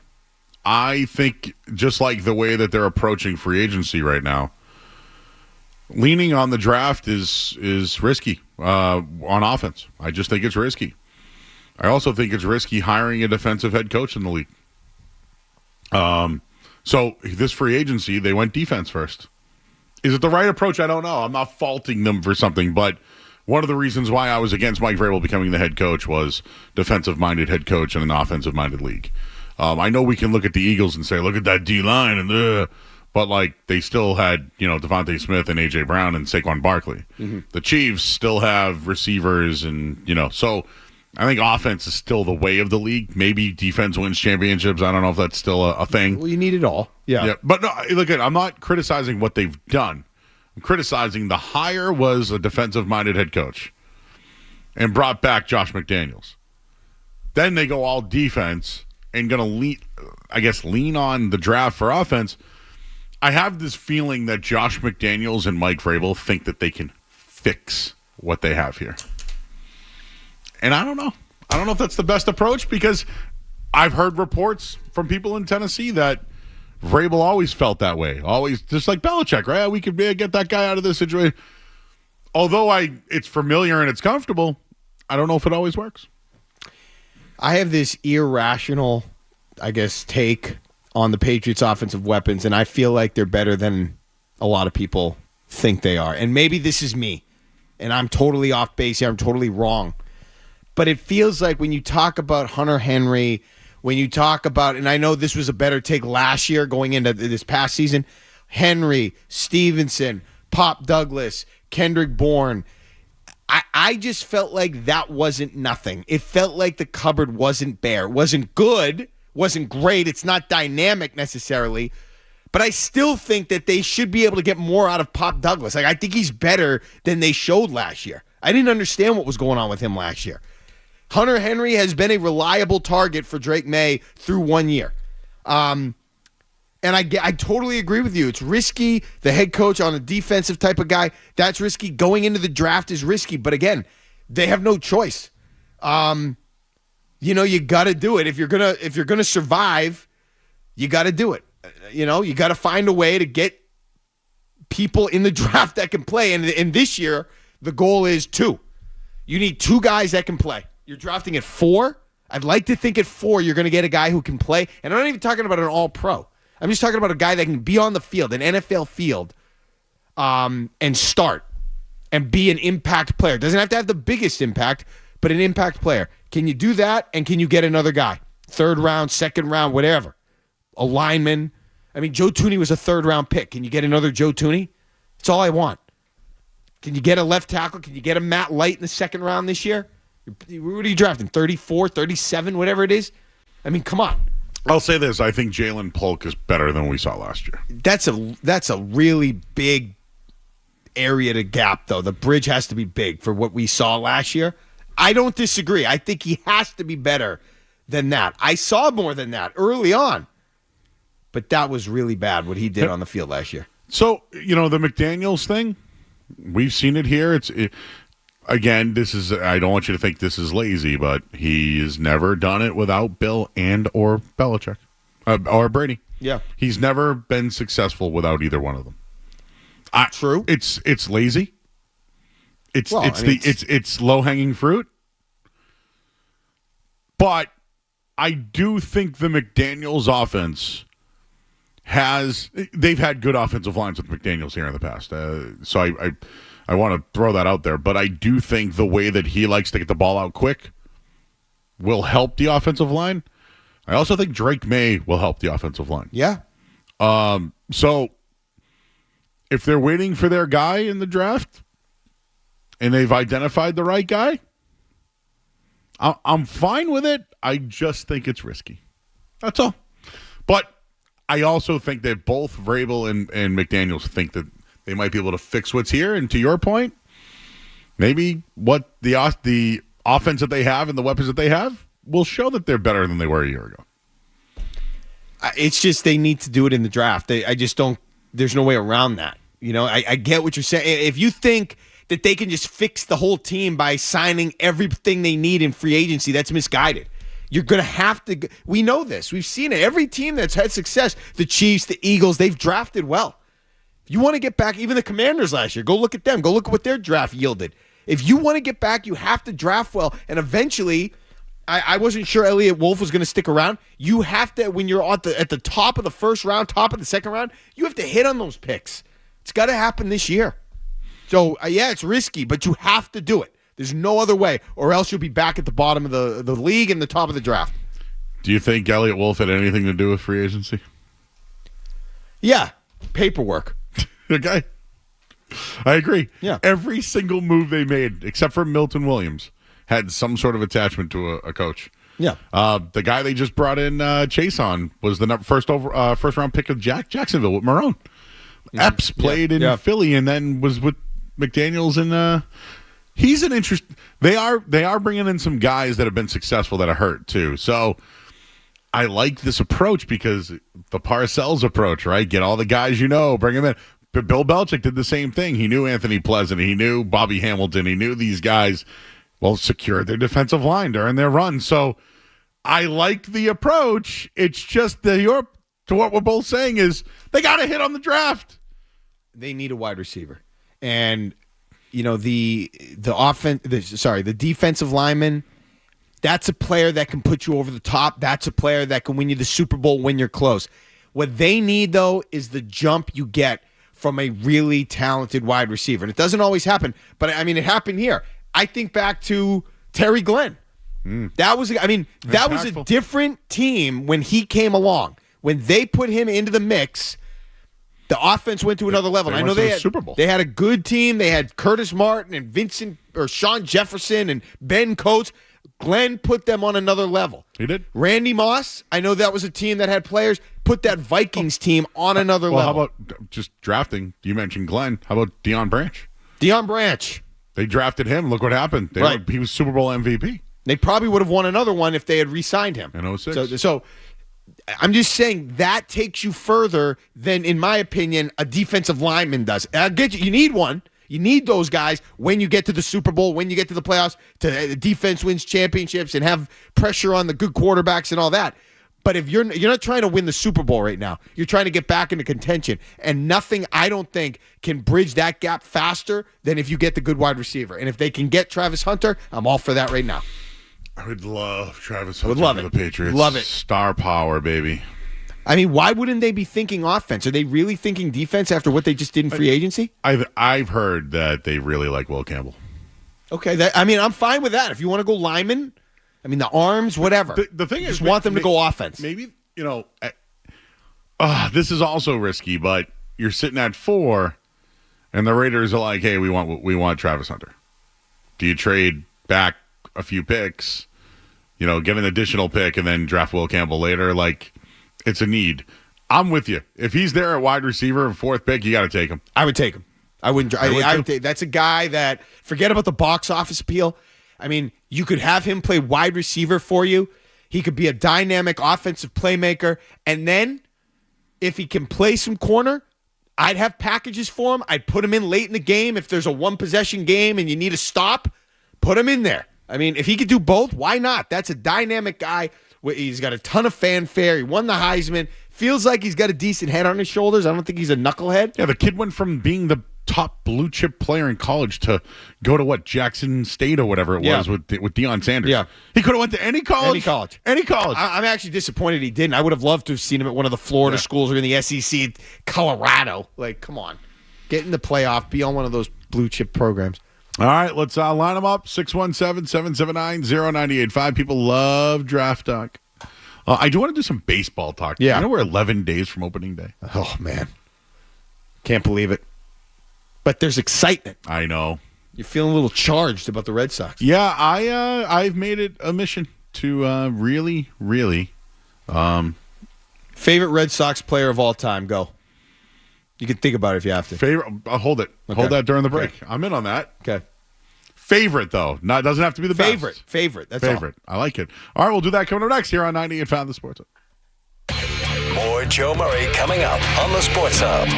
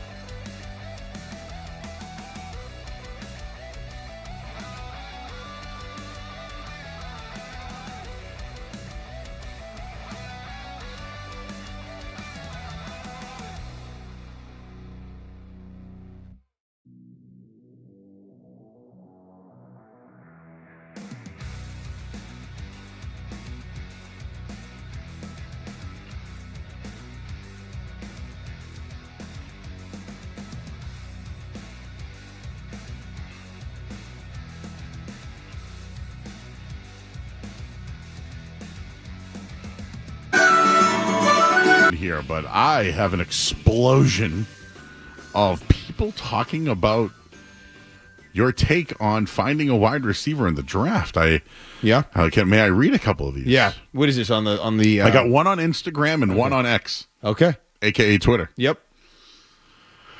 Why in the world would Mark have any confidence in the Patriots, who are terrible at drafting wide receivers, will suddenly become successful this year? And then he went on to say the Steelers have a reputation of being good at drafting wide receivers, which they do. They do. I don't care if I'll tell you this. I don't care if they have a bad reputation of drafting wide receivers. If Travis Hunter's there, I love great football players. Yeah. So I might not even consider a wide receiver. I just consider him a great football player. Look, my whole point, I don't have confidence either, but eventually, especially with the way the league is now, you're going to have to find a way to be able to successfully draft that position eventually. Okay? They need that support for Drake May. They need to find a way to get back in the business of being able to do it, and they haven't been able to do it. Really, Deion Branch was Malcolm Mitchell, whatever. He lasted a season. But Deion Branch was the best, the last one, the last actual guy. I'm not even counting Julian Edelman. I know he was good drafted, 7th round. I'm talking about you went out of your way to identify a guy high in the draft that you thought could play, and he could. They need to get back to being able to do that. They're at 4. They've loaded up on defense in the free agency area. I want them to try to get that done. So I don't have a ton of confidence, but you got to do it. I mean, sometimes you have to do things you don't want to do because you have to. They're going to have to draft if they want to get back to where they want to go. They're not going to do that just by signing guys. They have to draft. Well, I just think a wide receiver, right? How many big-time wide receivers really are on the move? I know A.J. Brown was on the move, but I think Vrabel wanted to do that. No. Treylon Burks. How'd that work? No. So I just think that when you try to find your wide receiver, it has to come in the draft. And, hey, for the people that are quarterback people who say, well, this quarterback sucks, got to go back in the draft and draft another one, the Patriots are in that when it comes to wide receiver. But early on with a lot of the other wide receivers, I always felt like it was Brady. Like Brady didn't have time to develop Dobson. He couldn't, all these guys, he just didn't have the time. And N'Keal Harry was a great athlete, couldn't run routes, couldn't block, couldn't do any of those things. So Brady had no time for it. And he said it himself. So, this isn't even my take on it. But here now, I think if you can find Drake May talent, he'll find him. Polk, I'll say this about Polk. There were times on the goal line where, they I don't know if you remember that touchdown he scored. He just kind of went in motion, just turned around, caught the ball, and so I do think they got to kind of get him going like that, but I still think he struggles on trying to pass, run block downfield. It's different in the NFL, and I'm wondering maybe if the McDaniels offense kind of does dumb things down for everybody a little bit. Like, hey, if we're running a quick route to the left, you got to hold containment on the outside.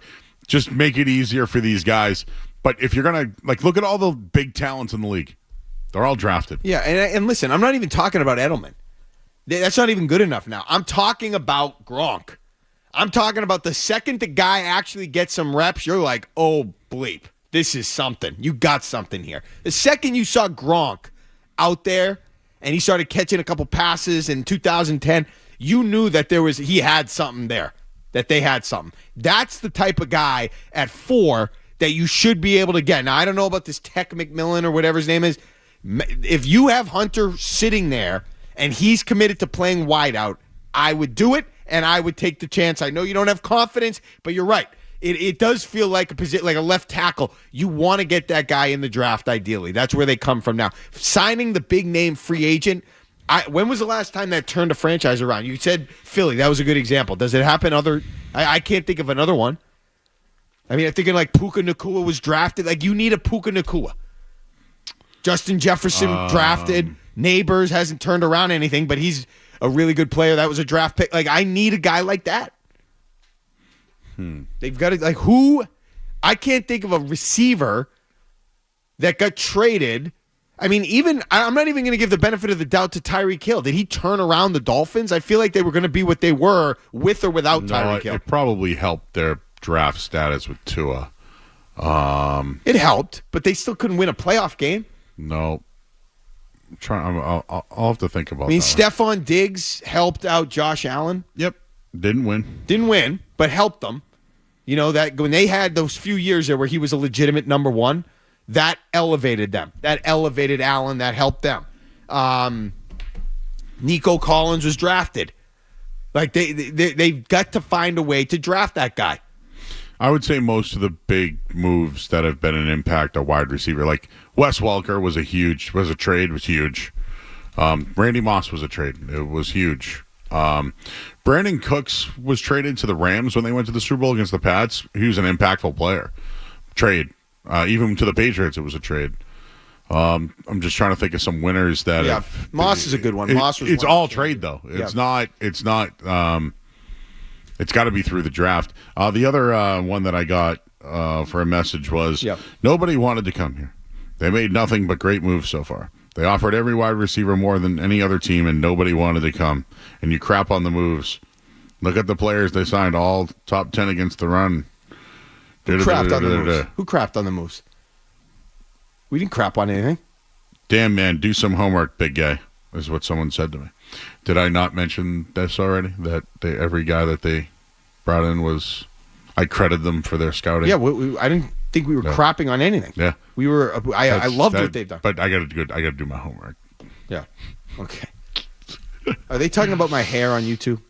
I haven't looked at you. Okay, don't worry. What's wrong with your hair? I don't know. The caller mentioned something about my hair. I didn't know. I have no hair. I would have. Yeah. I have no hair. No, but what's up with your hair? The caller mentioned something about. Oh, your hair. Yeah, I don't know if they're talking about my. It's not done up for TV. I will tell. I love Riz. I don't care. Riz busts my balls all the time, and no, but you know what though? Here's what I've noticed: if anyone's busting your chops, it means they like you. Yeah.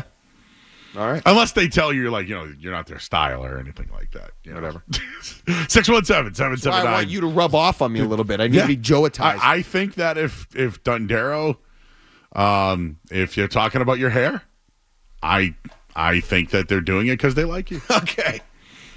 John's in the car. Hey, John. Hey, how you doing, boys? Hi.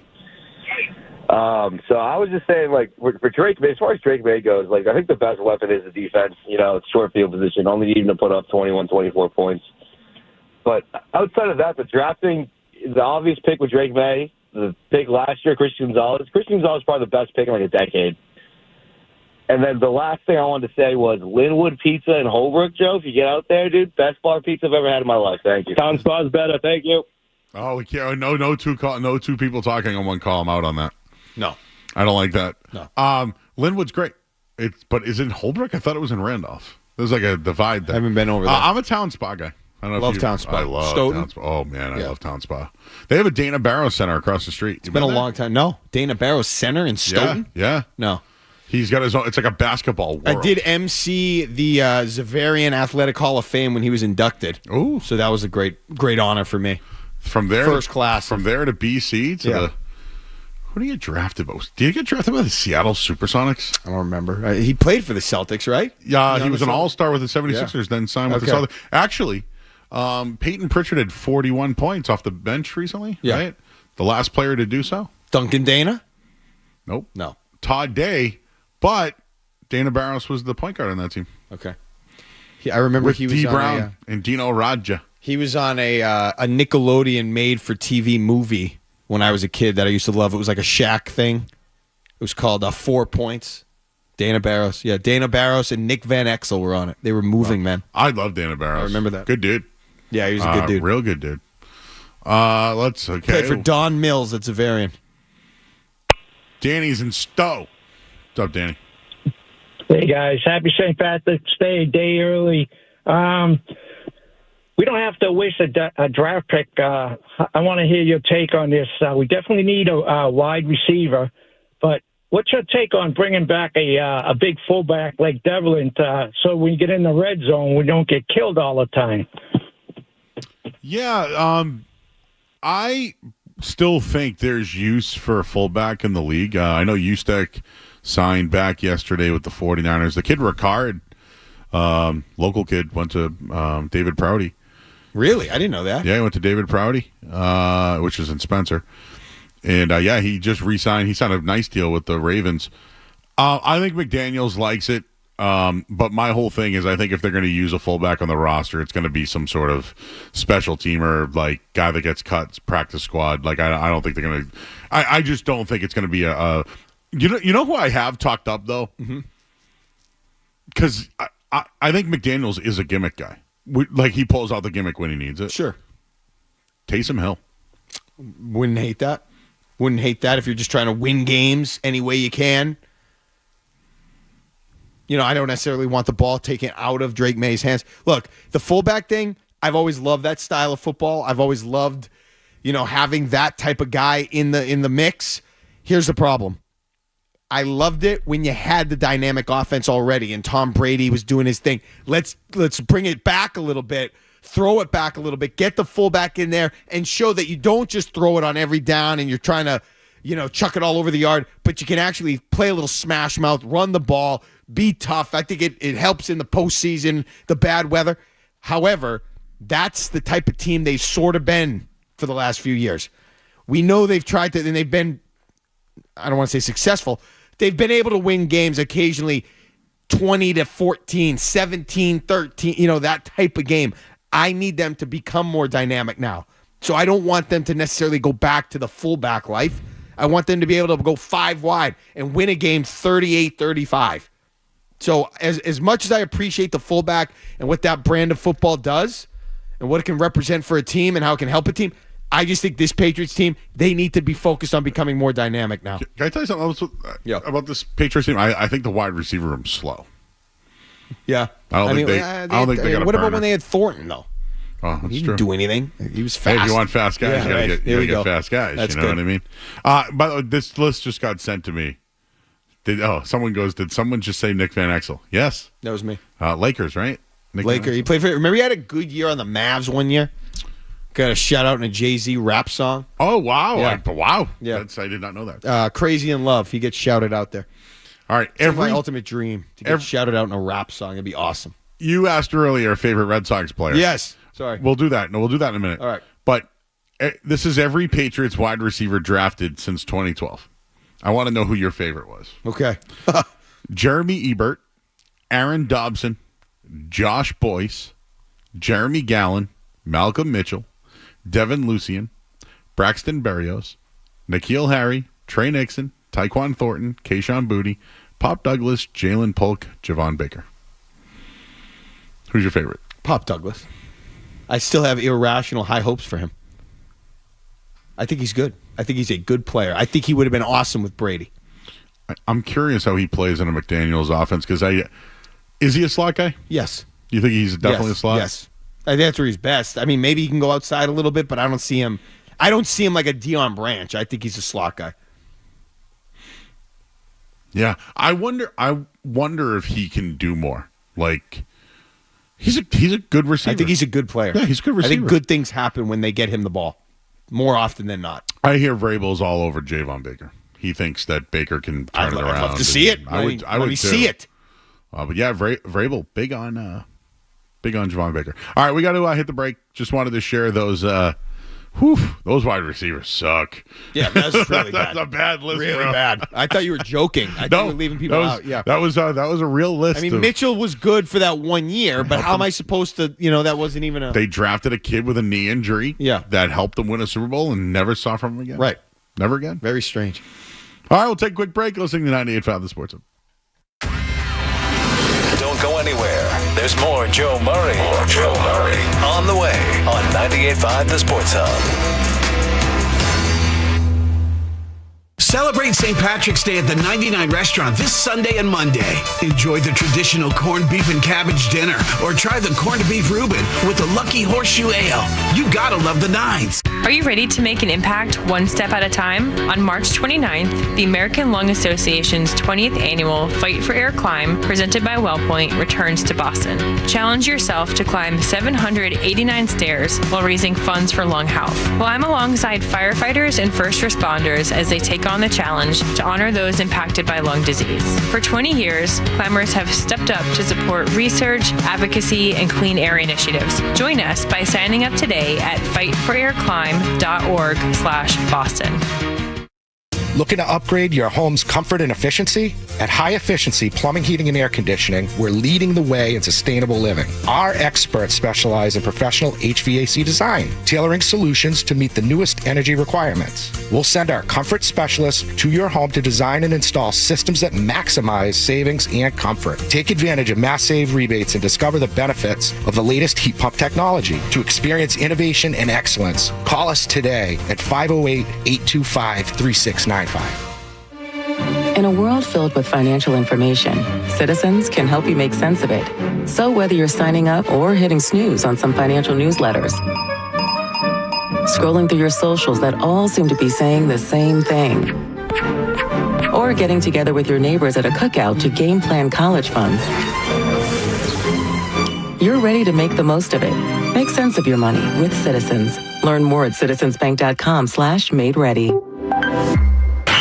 In March, McGovern Madness means bigger savings from McGovern Chrysler Jeep Dodge Ram in Newton and Acton. Lease a new 2024 Jeep Wrangler Sport for $299 a month. 24-month lease, 7,500 miles per year, $39.95 due at signing. It's McGovern Madness at McGovern Chrysler Jeep Dodge Ram in Newton and Acton. Shop now at McGovernCJDR.com. That's McGovernCJDR.com. Take delivery by 3/31/25. Tax, title, license, and dealer fees extra on approved credit. See dealer for details. Have you heard this? Chew it and do it. That's what Blue Chew says. But what is it? I think you know what it is. And if you want to do it a little bit better, try Blue Chew. Go to BlueChew.com. It's the same active ingredients you'll find in Viagra, Cialis, Levitra, Staxin, in chewable form at a fraction of the cost. And it's an online prescription service. So no visit to the doctor's office, no awkward conversation, no waiting in line at the pharmacy. Shows up at your door in a discreet package. And here's the best part. Go to BlueChew.com, get your first month free when you use the promo code HUB at checkout. Just pay $5 shipping. BlueChew.com, promo code HUB to receive your first month free. If you've been thinking about it, you're thinking, I don't know, maybe my partner wouldn't be into it. Your partner's going to be into it. You'll be into it. Give it a try. Go to BlueChew.com. Again, promo code HUB, $5 shipping, first month free. And then you'll be ready to chew it and do it. At CertaPro Painters, we know that a happy place comes in many colors, like ones that inspire a sense of wonder, or a new flavor that makes life just a little bit sweeter, or one to celebrate those moments that lift you to new heights. With thousands of 5-star reviews, you can trust us to bring happiness home. CertaPro Painters. That's painting happy. Each CertaPro Painters business is independently owned and operated. Contractor license and registration information is available at CertaPro.com. Find quality produce at Whole Foods Market. Save on avocados from Mexico, medium Hass avocados through March 18th. Make a bowl of limey guacamole with crispy tortilla chips. While supplies last, shop in-store or online. Terms apply. Streamline your IT with Intrasystems. An Intrasystems managed services offering provides unmatched support, security, and efficiency. Access, security, trust. Intrasystems.com. People dreaming about what's possible 3 months from now. As the Celtics begin their quest for banner 19. The deep three and hit it. Wow. He finds the old man who flies in for the two-hand slam. The only place to hear every game. Show them who you are. Is Boston's home for sports. 98.5 The Sports Hub. Felger and Maz are just his pregame. They've been getting wholesale deals for years. It's Joe Murray on the Sports Hub.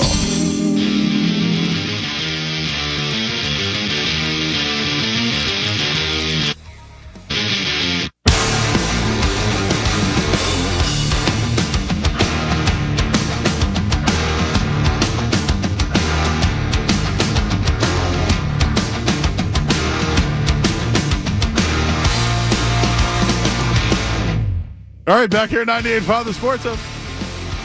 Mark Dondero's here. Favorite Red Sox player of all time? You start because you asked the question. My favorite Red Sox player of all time is John Valentin. Oh, I loved Valentin. Listen, if you go back and watch some of the things he did, and this was during my, the golden years of my fandom when we were on the ascent and we were trying to, the chase was... He made so many big plays, memorable plays, unassisted triple play, hit for the cycle, 3-home run game, big plays in the playoffs in 99. I just loved Valentin. I like that guy a lot. I mean, Mo Vaughn obviously but Valentin was I played shortstop when I was little. I love that guy. I was at that game. He had the unassisted triple You play. were? I was like 9 years old. Seattle Mariners. Whoa. Yeah, it was That was crazy. Alex Rodriguez's debut. Yes, it was. That's right. He played high school baseball, and that summer played in the major leagues. Really? He never. I didn't I think realize he that. played like a few minor league games. He was going to sign with Miami. And they took him out, and they gave him whatever he wanted there, and then, yeah. Speaking of that, Garrett Crochet, I believe, did the same thing, right? I don't think he actually played any minor league baseball. And I didn't know went right that, to the no. White Sox. Wow. I'll have to look it up, but I don't believe so. Mo Vaughn was my favorite player growing up. I mentioned the Aaron Seeley thing. Yeah. Off the air. But did you know that John Valentin and Mo Vaughn were teammates at I Seton did. Hall? I did. Both played in the Cape League. Yep. So Mo Vaughn recently said that he did HGH. I didn't know that. I didn't hear that. He said he did it when he was with the Angels. Damn it. And it was when he had the knee injury. Okay. But he was a punch and Judy hitter in the minors, and in 1993 or 4 elevated to the major leagues. So I don't care if he did steroids or not. I don't care. I really don't. I honestly don't care.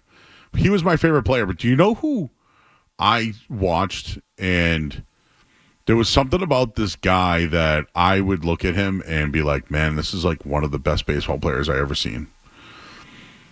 Was J.D. Drew.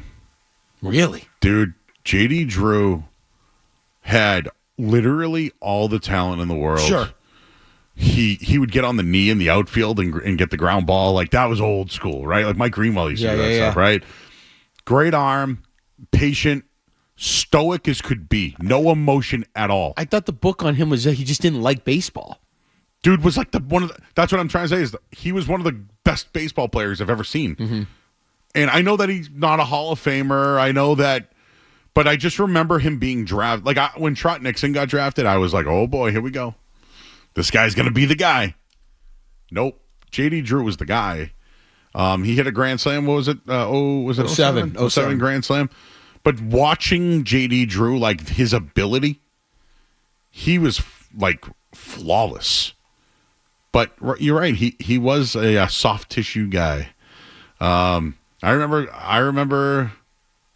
Was it Bob Ryan? What's the fascination, if it's true, with J.D. Drew? I can't remember who that was. I don't remember that one. J.D. Drew was just somebody, when I watched him, I was like, this guy's unbelievable. But he sat out games, he'd miss time, and it was very frustrating. Yeah. But he was a damn good baseball player. I remember when he came up with a lot of fanfare with the was it the Cardinals? It was the Cardinals. Yeah, he might have been drafted by the Phillies, and then they hated him. Okay. Because he wasn't tough. I just thought he didn't like baseball. And it's like, Anthony Rendon style. And it's a tough sport to play professionally when you don't You're love right. the game. It was the Cardinals. I don't know why I thought it was Phillies. It was the Cardinals. Yeah, he played for the Cardinals. I used to have his card. That's why I remember. I had his 98 something. He got traded to the Braves, had a hell of a year, 31 home runs, went to the Dodgers and had a 2-year deal, then an opt-out.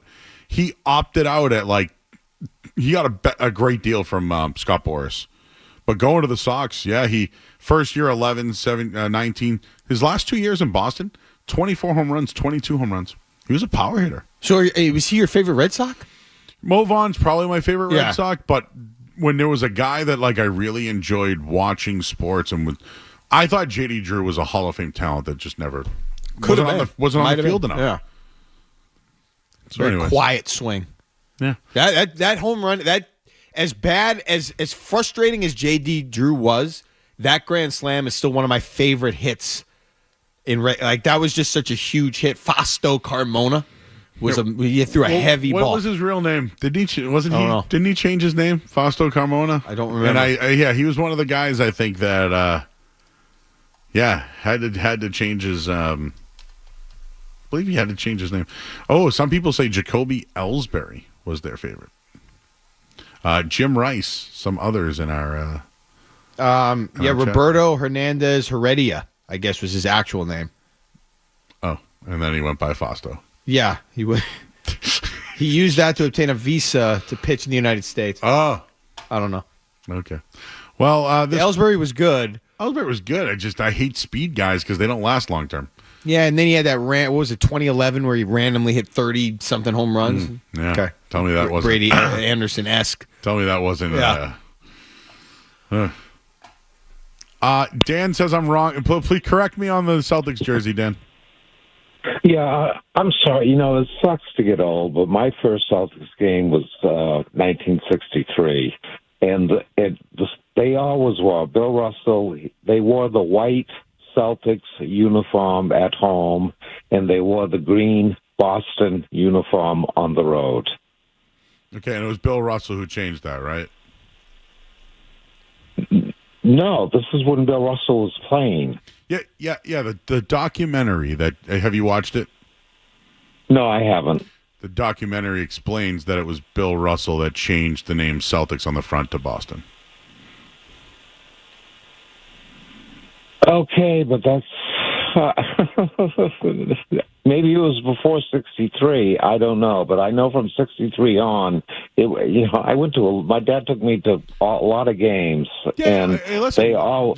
We can all watch things and have our own opinion. I'm just telling you what happened in the documentary. Okay, well, I just remember what I remember. I think you just mentioned Bob Ryan. If you were to call him, he'd tell you the same thing that I'm telling you. I could ask him if you'd like. I'll do it right now. Hey, Bob Ryan.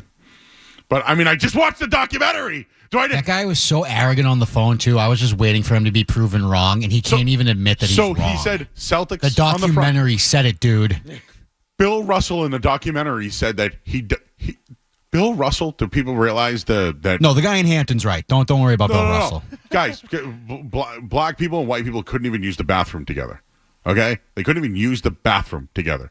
And Bob Cousy is Mr. Basketball and is going to Hawaii and all these places, hanging out with all the other stars, while Bill Russell's trying to feed his kids but can't stop somewhere because they don't allow black people to go there.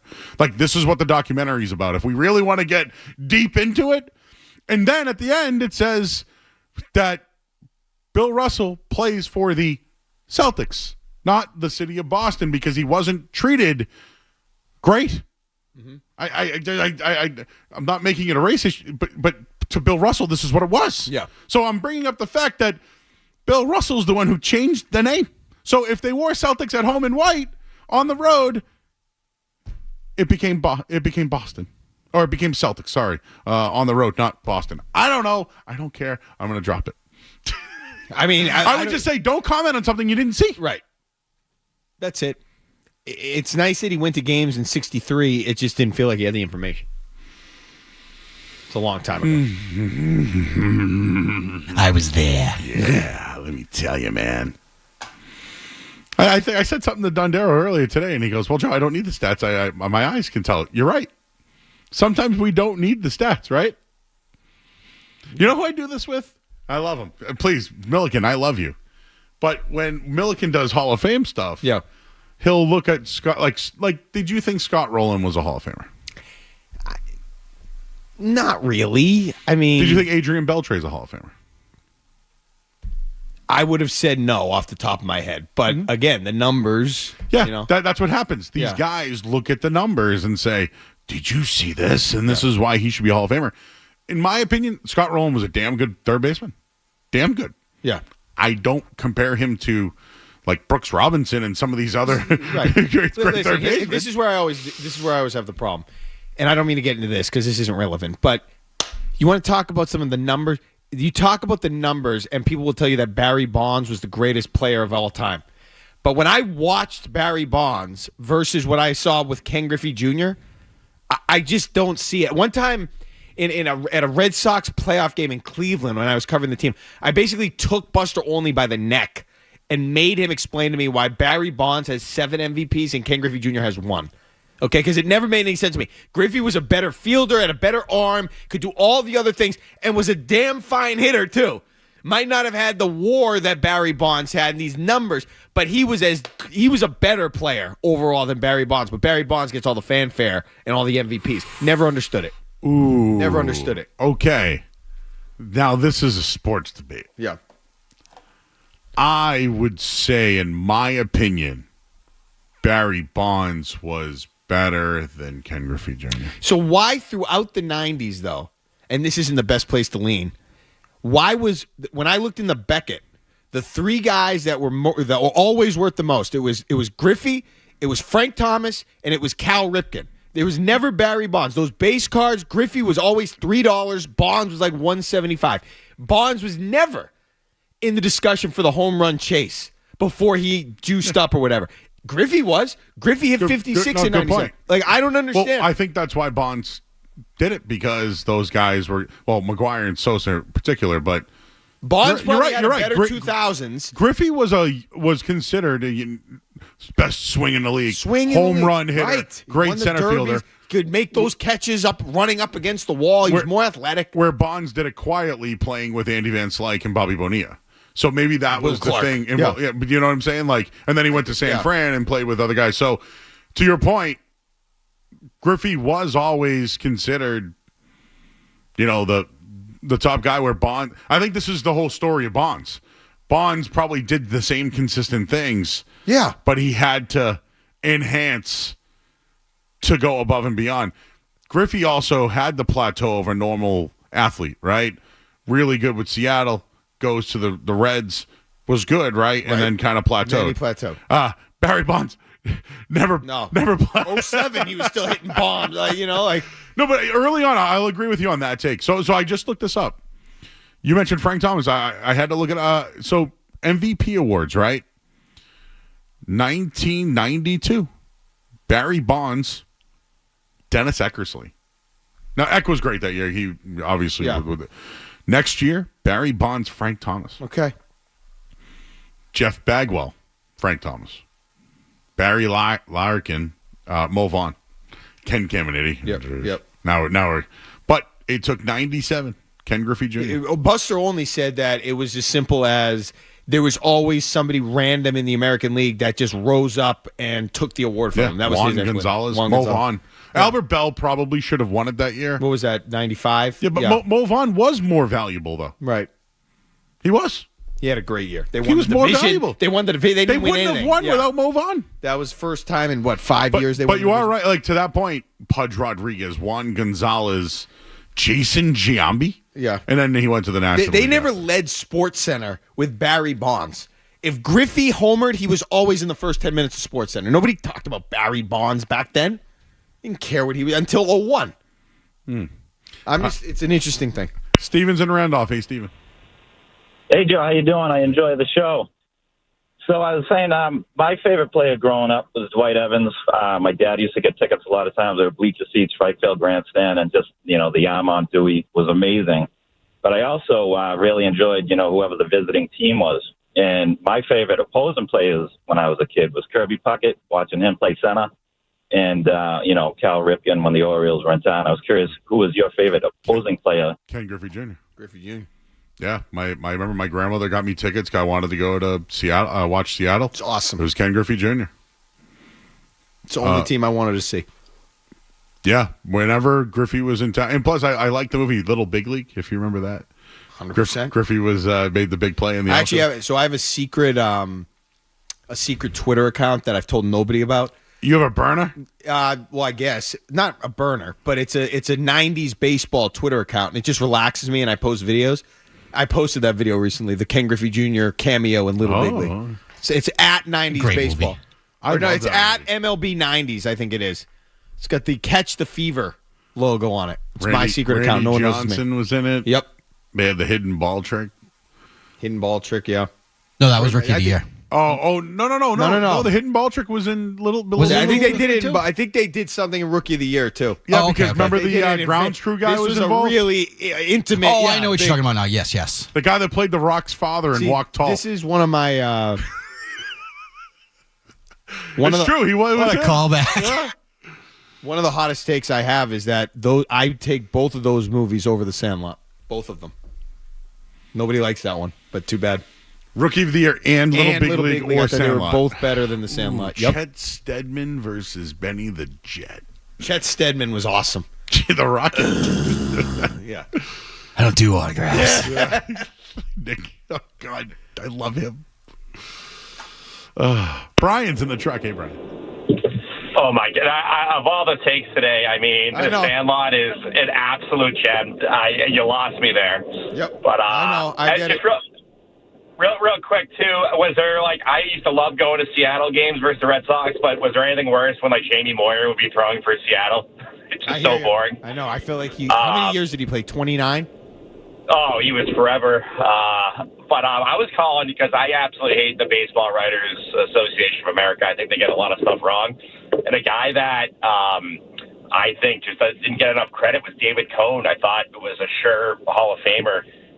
Just watching him as a Red Sox fan, he used to dominate us, and I think he got no love from the ballot. I think he should be in. I always liked David. He played for the Red Sox for a bit. He had that. Was it a perfect game for the Yankees? He did.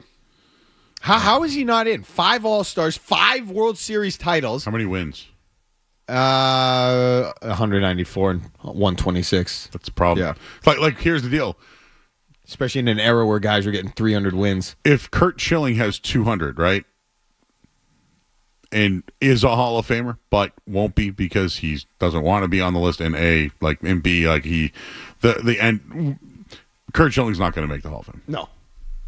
In my opinion, he's a Hall of Famer. Same.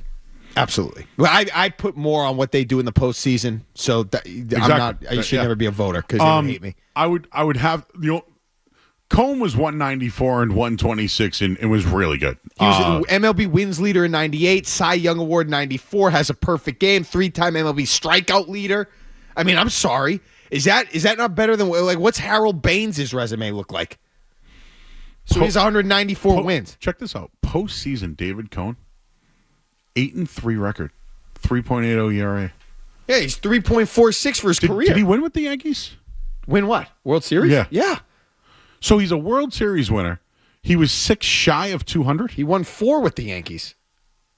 I don't think there's going to be another 300-game winner. No, there's never going to be that. Like Sabathia is probably the last guy to do 2 and change, right? No, it'll never be 300.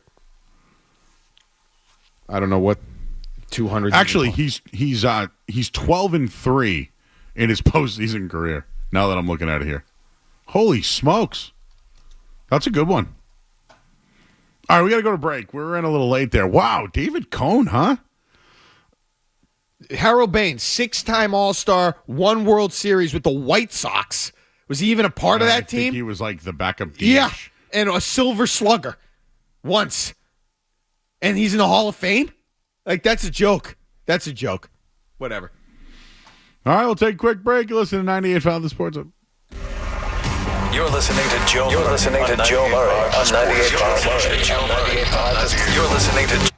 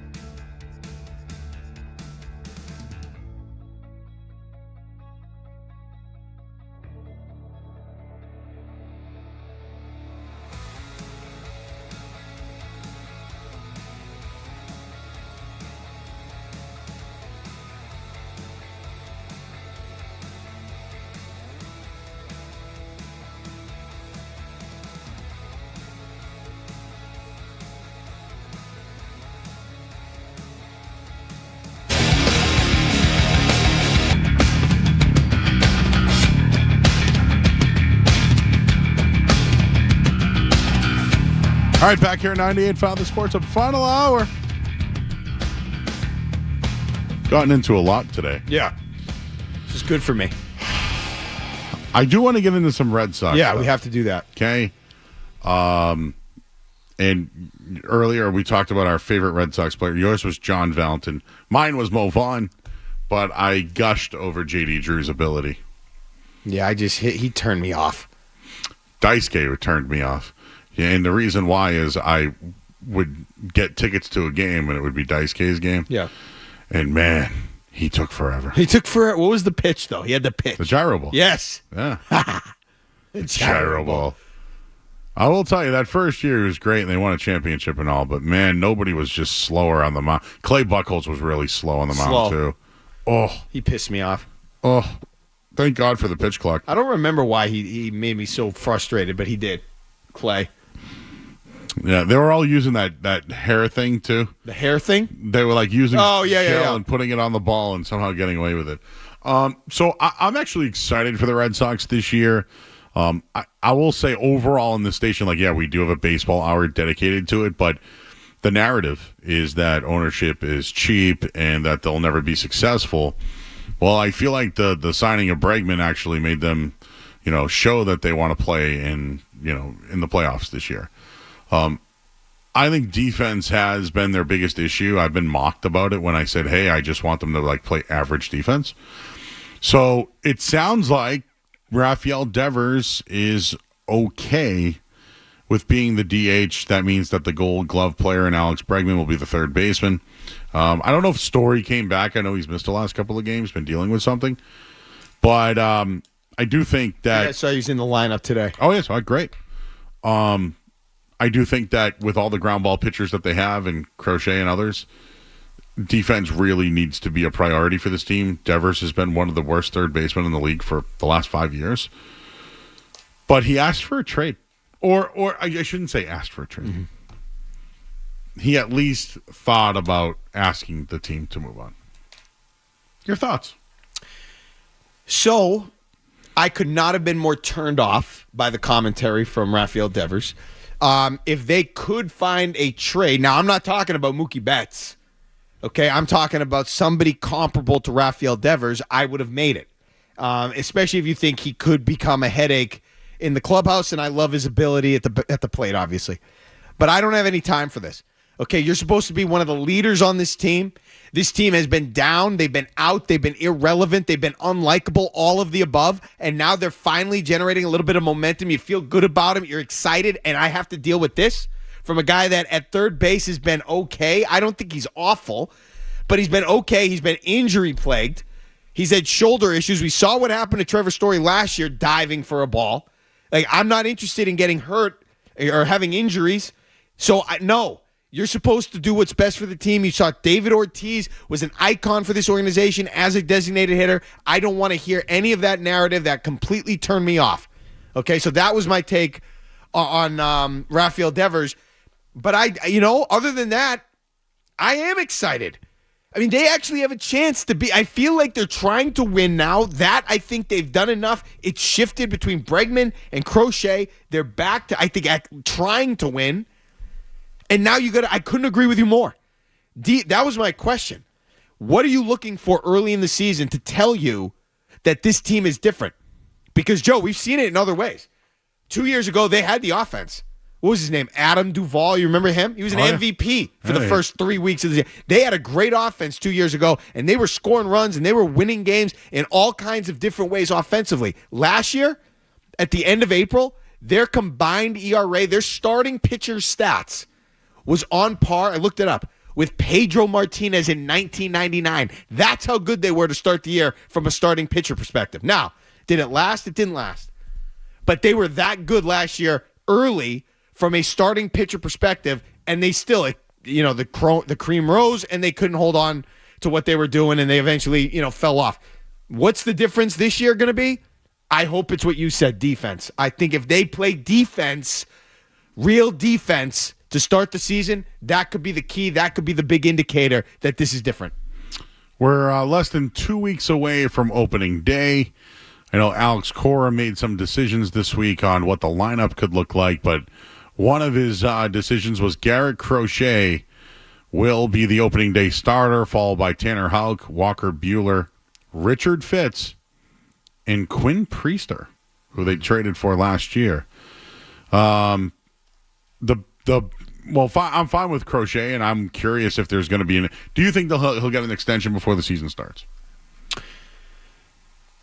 I don't know. I would. I would too. I would do it. I don't know if they're going to do it, but I would do it. I mean, especially if you feel like I would do it. Okay, I haven't seen him pitch, obviously, in a Red Sox uniform, but he seems to check all the boxes. He's kind of a horse. He's got kind of like a stubborn bulldog attitude vibe to him, so I would do it, and they've been starving for an ace. I don't know if they're going to do it, though. I would say probably not. The Red Sox, probably not. The bullpen looks like Liam Hendricks, Aroldis Chapman, Whitlock, Slayton, Wilson, Ottavino, Weissert. So, I mean, I think they'll be better in the bullpen. They need it. And I'm looking at the Boston Herald right now. They have a whole rundown of Connor Wong and Carlos Narvaez are the backups. Don't know who that is. Tristan Cassis, Christian Campbell, Trevor Story, Bregman, Devers, Hamilton, Romy Gonzalez. Whatever. And then Duran, Rafaela, Abreu's back now, and then Rob Ruffschneider is how they're filling out the team. Somebody asked me earlier, Joe, over under 86 wins. I feel like there's a lot of expectation this year. Sometimes teams don't live up to the expectation. But I really am high on the big three. Mayer. Is it Marcelo Mayer or Meyer, by the way? I say Mayer more often. I probably said both. Mayer, Marcelo Mayer. Roman Anthony, and Christian Campbell. Yep. Do you think Campbell is on the team to start the year? No. Me either. Service time. Yeah. I mean, again, I'm for all of that. I like to. It's just as a fan, I'd want to see those guys play. I want the buzz associated with them coming up. But I feel like they're going to take their time. Back to the Devers thing. Do you feel like it's going to be a problem during the season? I do not. Oh, really? I do not. I think that Alex Cora is a capable manager and will be able to put it to bed or will be able to suppress it enough. I honestly don't know. I know he spoke up last year and we all kind of cheered him on when he talked about the pitching, Rafael Devers. I don't know if who's the leader of the Red Sox? I mean, is it Devers? It's probably Bregman. He just got here. I know. I mean, I know he's got the mentality. It's not Devers. It's not Devers. It's not that. I don't think it is. I mean, maybe it was, Chris Sale always said the right things, but he wasn't on the field enough. I don't know who it is. But I do trust Alex Cora to not let something like that get out of control. I feel like he could be good in that type of situation. And I'll say this, I don't forget if I said this to you, they have to find a way to start fast. They have to, okay? Because we've seen it go the other way in other situations, other years. They've got 3-4 at Texas. Then they're at Baltimore, which won't be easy. And then they've got games they can win. Home against St. Louis, home against Toronto, at the White Sox, at the Rays, then a 4-game set against the White Sox, and then the Mariners at home. You got to be able to win a lot of those games. Especially if you've done all these things, you're in a tough division, you have to find a way to start fast. Yeah, I think starting, because they haven't always started fast, right? Wasn't that kind of they lost early in the year, and then it kind of sets the tone. Yeah, 2019, they legitimately didn't get to Fenway Park. The season was over. Yep. They were done. They lost. They were out on the road. I think guys were bitching, and that was coming off of the World Series. They lost 1, 2, 3, 4, 5, 6, 7, 8 of their first 10 games. 9 of their first 11 games on the road. Something like that. 8 of 10. And then they came home and they were already in a hole they could never get out of. That was it. Do you know the Red Sox have lost their last 4 opening day games? Opening the season or opening day at Fenway? Opening day games. Okay. And they've lost 5 of their last 6 opening day games. Really? Yeah. Orioles, Twins, Orioles. They won 2020. Wait a minute. Yeah, the last time they won, was that year. And they started in July. Is that what I'm looking at? They started. It was the pandemic season. Yeah. Well, look, they just need to. They can't dig a big hole. They have to find a way to get. And if they could create a little cushion, good. But the Yankees are probably going to be relevant. You figure that the Orioles are probably going to be relevant. The Rays never. I mean, at least recently, they're never just awful. So you're going to have teams that you have to deal with. You got to find a way to beat those good teams, those not as good teams, early in the season. Prediction? Over 86 wins. I think they're going to have a season. I lean over. My prediction, though, is Yankees take a step back. When you lose Super Bowls, championships, whatever, I think you struggle. And they lost Soto. It's true. And the Aaron Judge center field thing that hurt them in the World Series, like I just feel like that it's still there. It's like a ghost, Sure. So we'll see it. All right, well we'll take a quick break. I see some interesting names on the call line, Jeff. I don't know if Mark's been introduced to these people, so we'll do that on the other side here. 98.5 The Sports Hub. Don't go anywhere. There's more Joe Murray.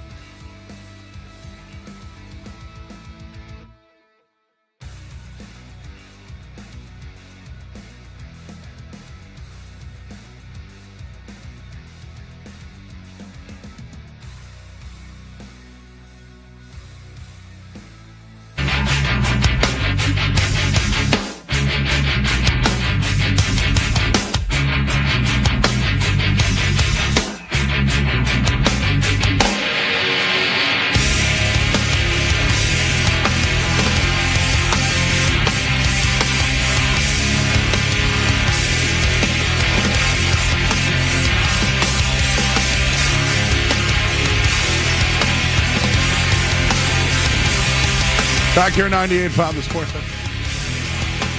Mark Dondero's here, everybody. Hey.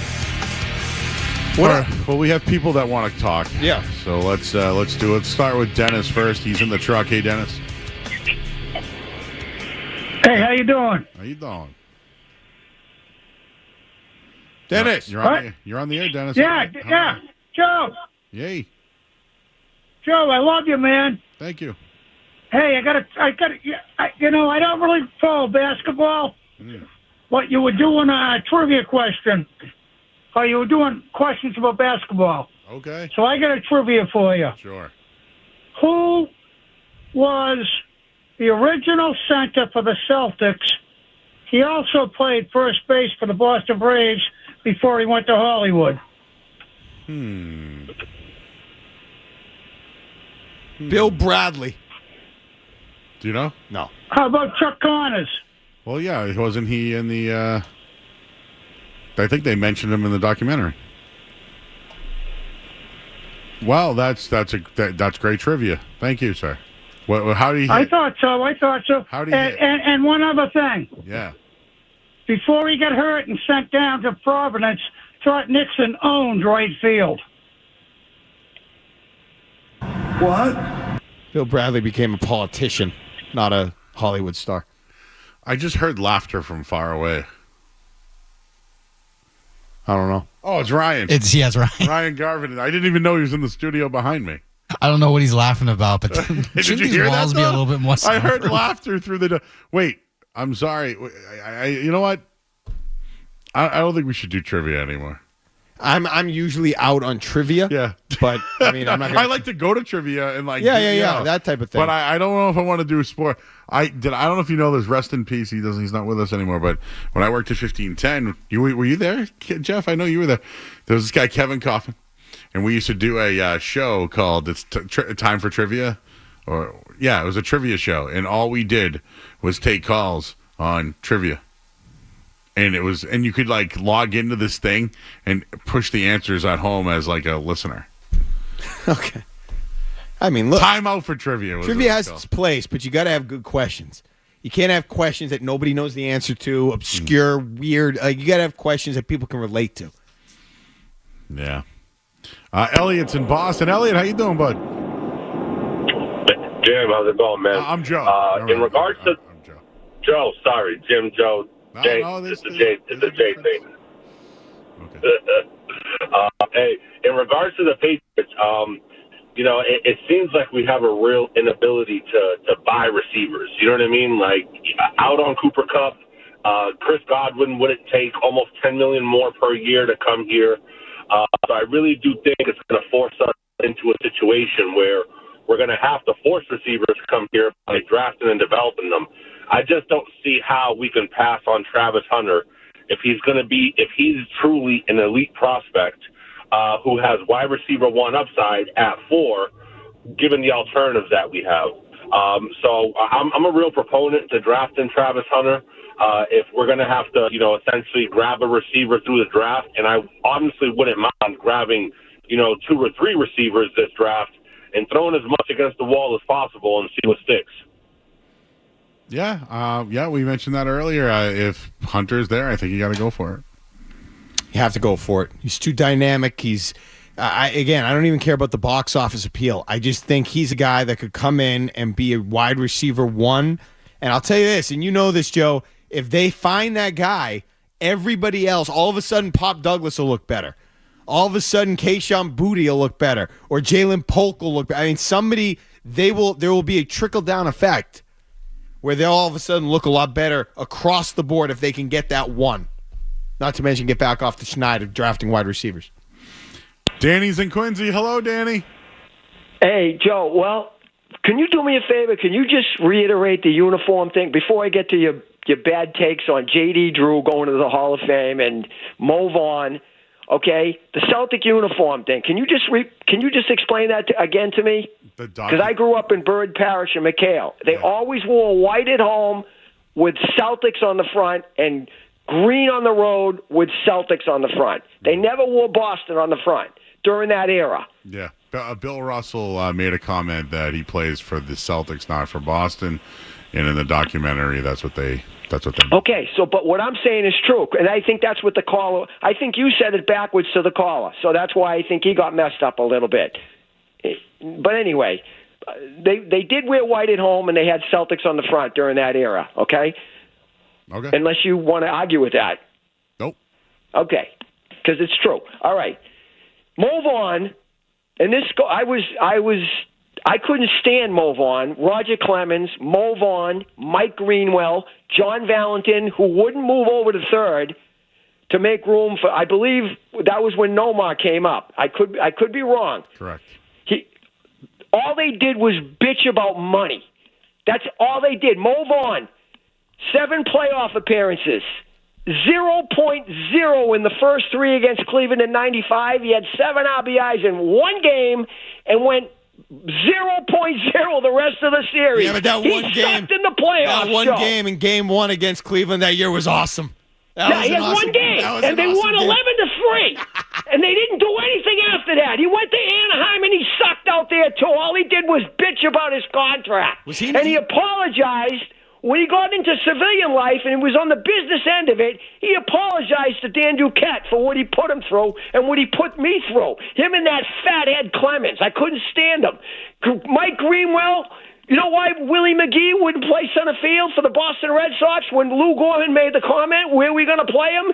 Because he brought up that other stiff, Mike Greenwell. And one of the greatest callers to sports talk radio, Jack from Lynn, he passed away.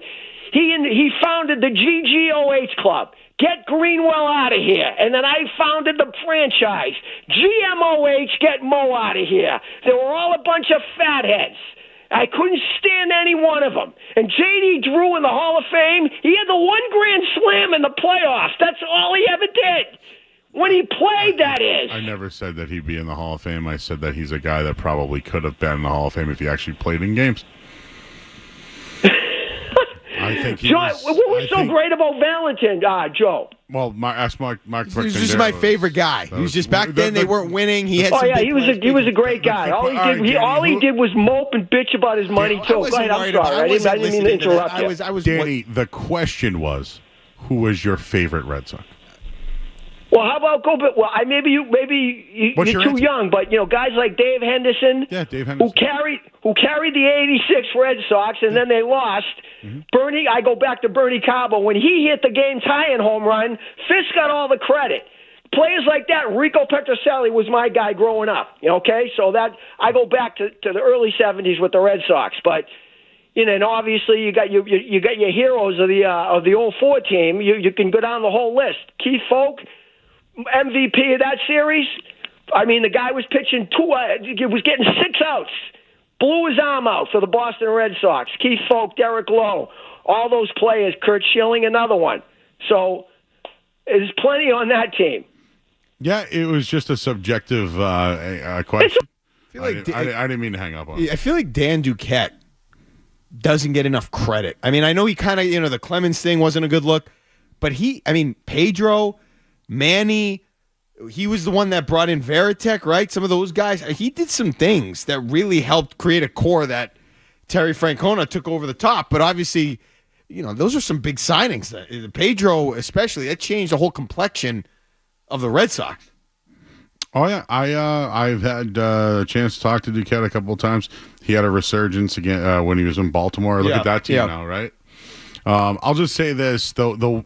They did a documentary on ESPN, and it was the off-season. What year was it? 01? I can't remember what year it was. But the Red Sox had a chance to sign either Mike Mussina or Manny Ramirez. The Red Sox desperately needed pitching. Mm-hmm. Desperately. They went with Manny. Whew. It was the right call. Oh, of course it was. I mean, what do they win without him? Yeah. He was the Super Bowl, the World Series MVP in 04. He had some huge hits in 07. They probably don't win either of those. I don't think clearly David Ortiz isn't the player he is without Manny Ramirez. No. He wasn't. He was a bench guy. And you've seen it. They didn't win. He didn't win one thing. I was going to wonder. Did he? Mussina wasn't. Remember, he almost had the no-hitter, and then it's one of my favorite moments. Carl Everett. It's one of my favorite moments. Carl Everett, that guy, he just comes in, 2 outs, 2 strikes, dumps it in, and then has the cockiest grin of all time at first base. That was awesome. Mike Mussina had 270 wins. Never won a World Series. He's a good pitcher. He was a great pitcher. He's a great pitcher. 270 and 153. And I'm pretty sure, did he go 6 for 6 once in a game? Or he had 2 home runs in a game against the Braves? He had some ridiculous offensive game against the Braves. Forget if it wasn't 6 for 6. I think he had 2 home runs. He went 7-9 in his postseason career. Yeah, he pitched wasn't the in best 2 in the World postseason. Series and went 0-2. Nope. Standard batting. He had no home runs. I don't see any. He did something crazy offensively against the Atlanta Braves. I'm going to look it up. He had 3 hits in 99 in one game. Okay, maybe he that's also what had it was. 3 hits while playing for the Yankees. I don't know who it was against, but he had 3 hits. Whatever. Best hitting good pitcher. Best hitting pitchers? You know that. I thought Josh Beckett was really good. Josh Beckett could sling the bat. Yeah? Yeah, he had a couple of home Mike runs, Hampton, right? pretty good. Oh, Mike Hampton was really good. Obviously, the Braves guys, dig the long ball. CC Sabathia hit some bombs, too. Yep. Other pitchers that could hit. Oh, yeah, he had a 2-hit game or something against the Braves in 99. That's what it was. Whatever. Dontrell Willis, could he hit a little bit? I think so. What about Carlos Zambrano? Yeah, Did he hit home runs. Yeah.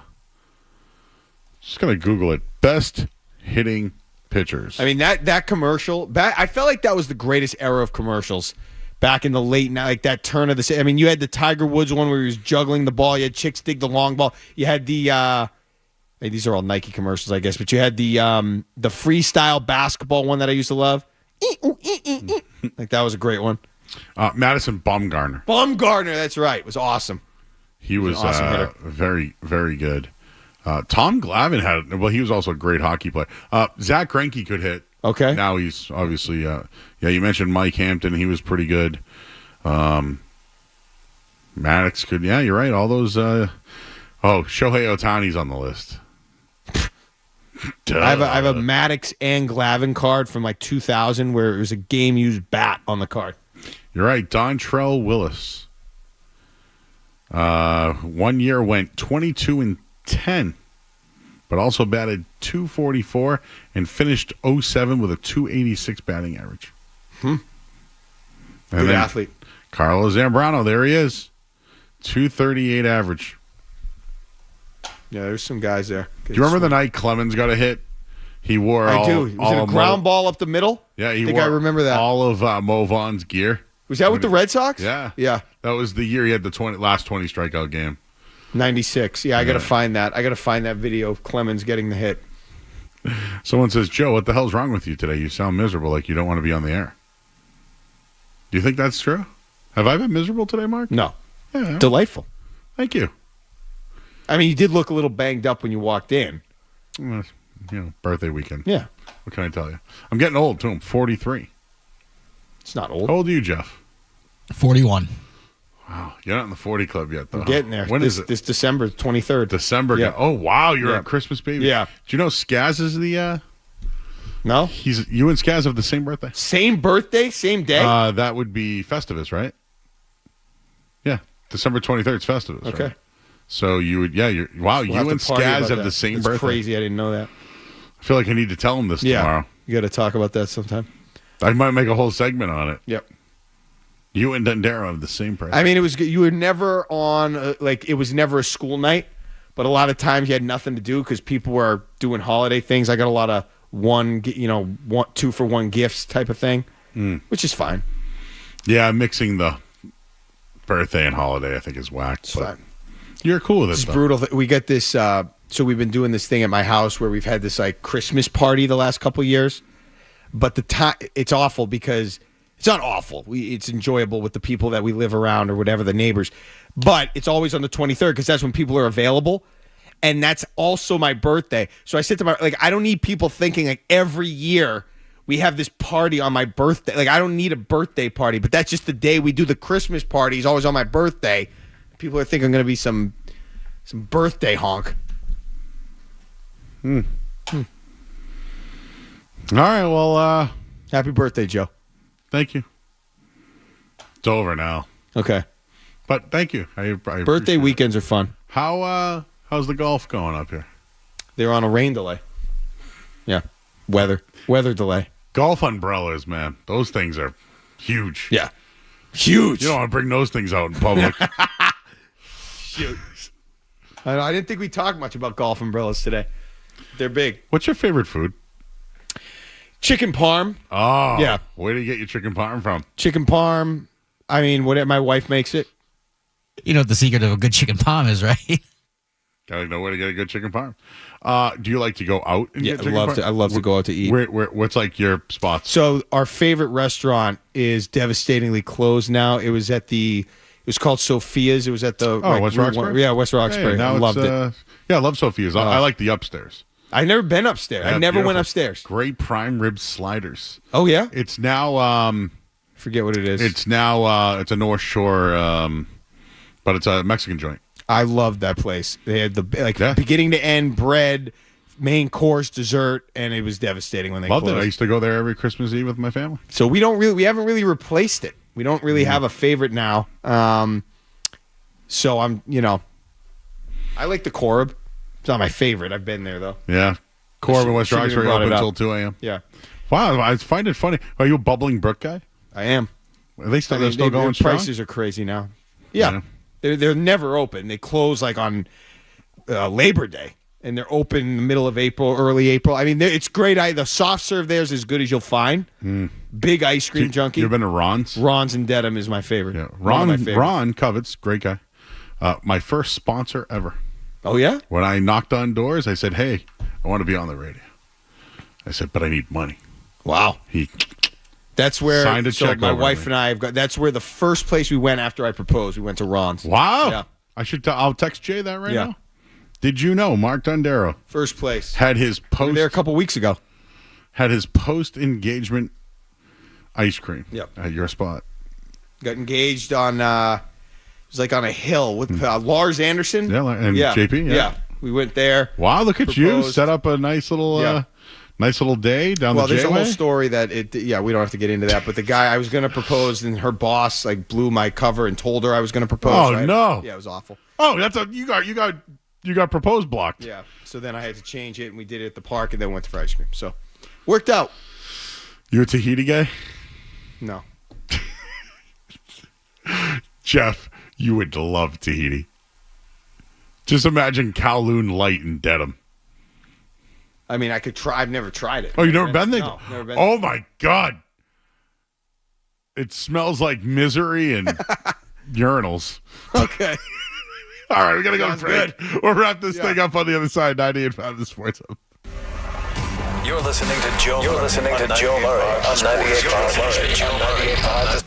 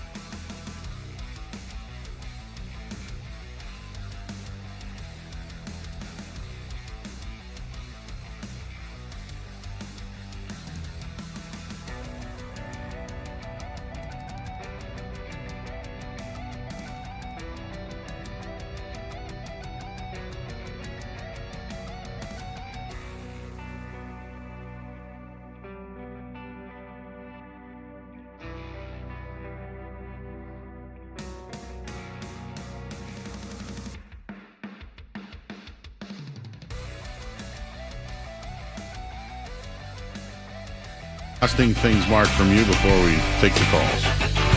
No, you can get to the calls. Pretty much made my points today. Tatum, fun. fourth quarter. I'm just saying, I'm interested to see if they have to play a series where the games are close and the series is close, what will happen. And can Jason Tatum in the fourth quarter do enough? Because that's what that type of player, a superstar, elite offensive player, usually is asked to do. That's all I'm asking. That's all I'm trying to wait to see. And last night he had 2 points in the fourth quarter. Now, it was a different type of game. It wasn't tied going into the fourth. But, yeah, once again, it got close, and they had trouble closing. They did, but it was troublesome. But Porzingis had 14 points in the fourth quarter. So, all right. Howard is in Randolph. Hey, Howard. Hey, guys. How you doing? Good. Hey.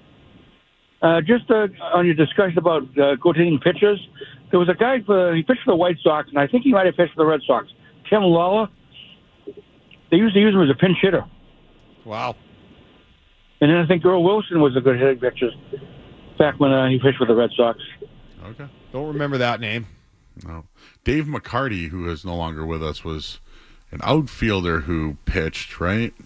I think you're right. I think you're right. I think did he just come in a game?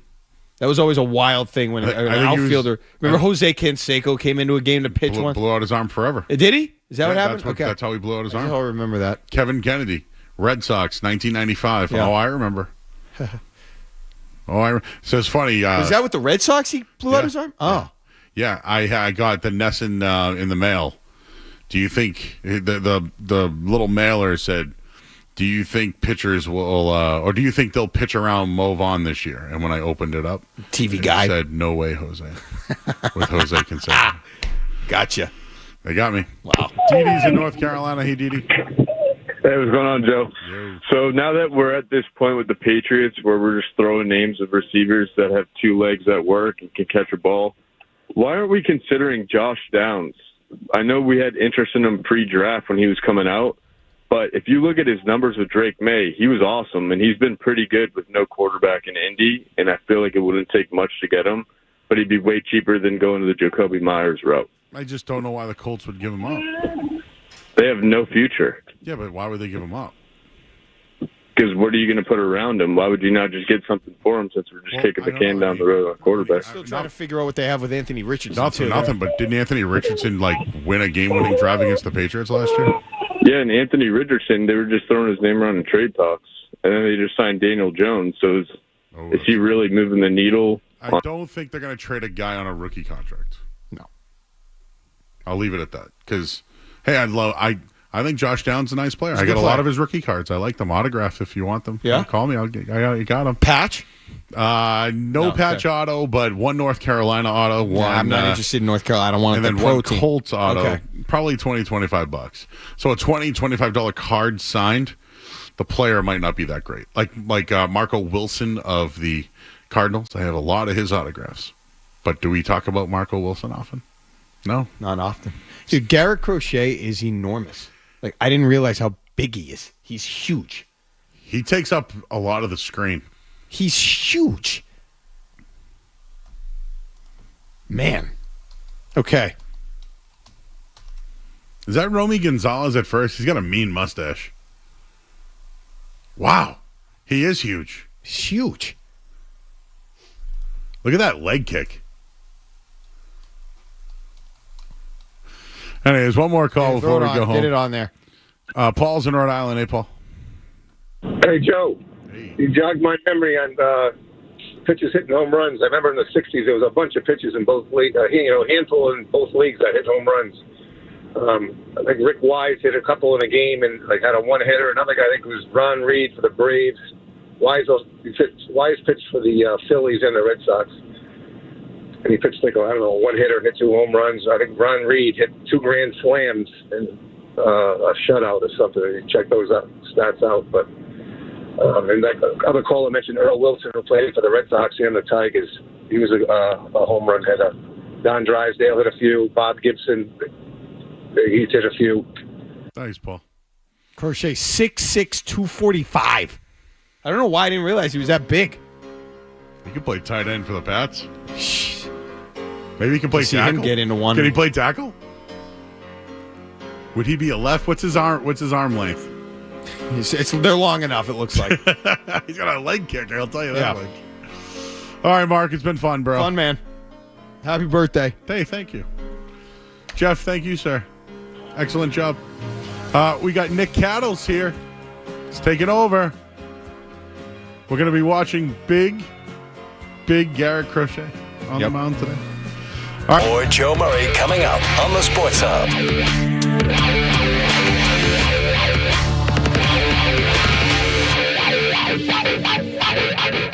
Testosterone replacement therapy has the potential to change your life, but not all clinics are created equal. Wellesley Testosterone is committed to advancing the practice of TRT. Through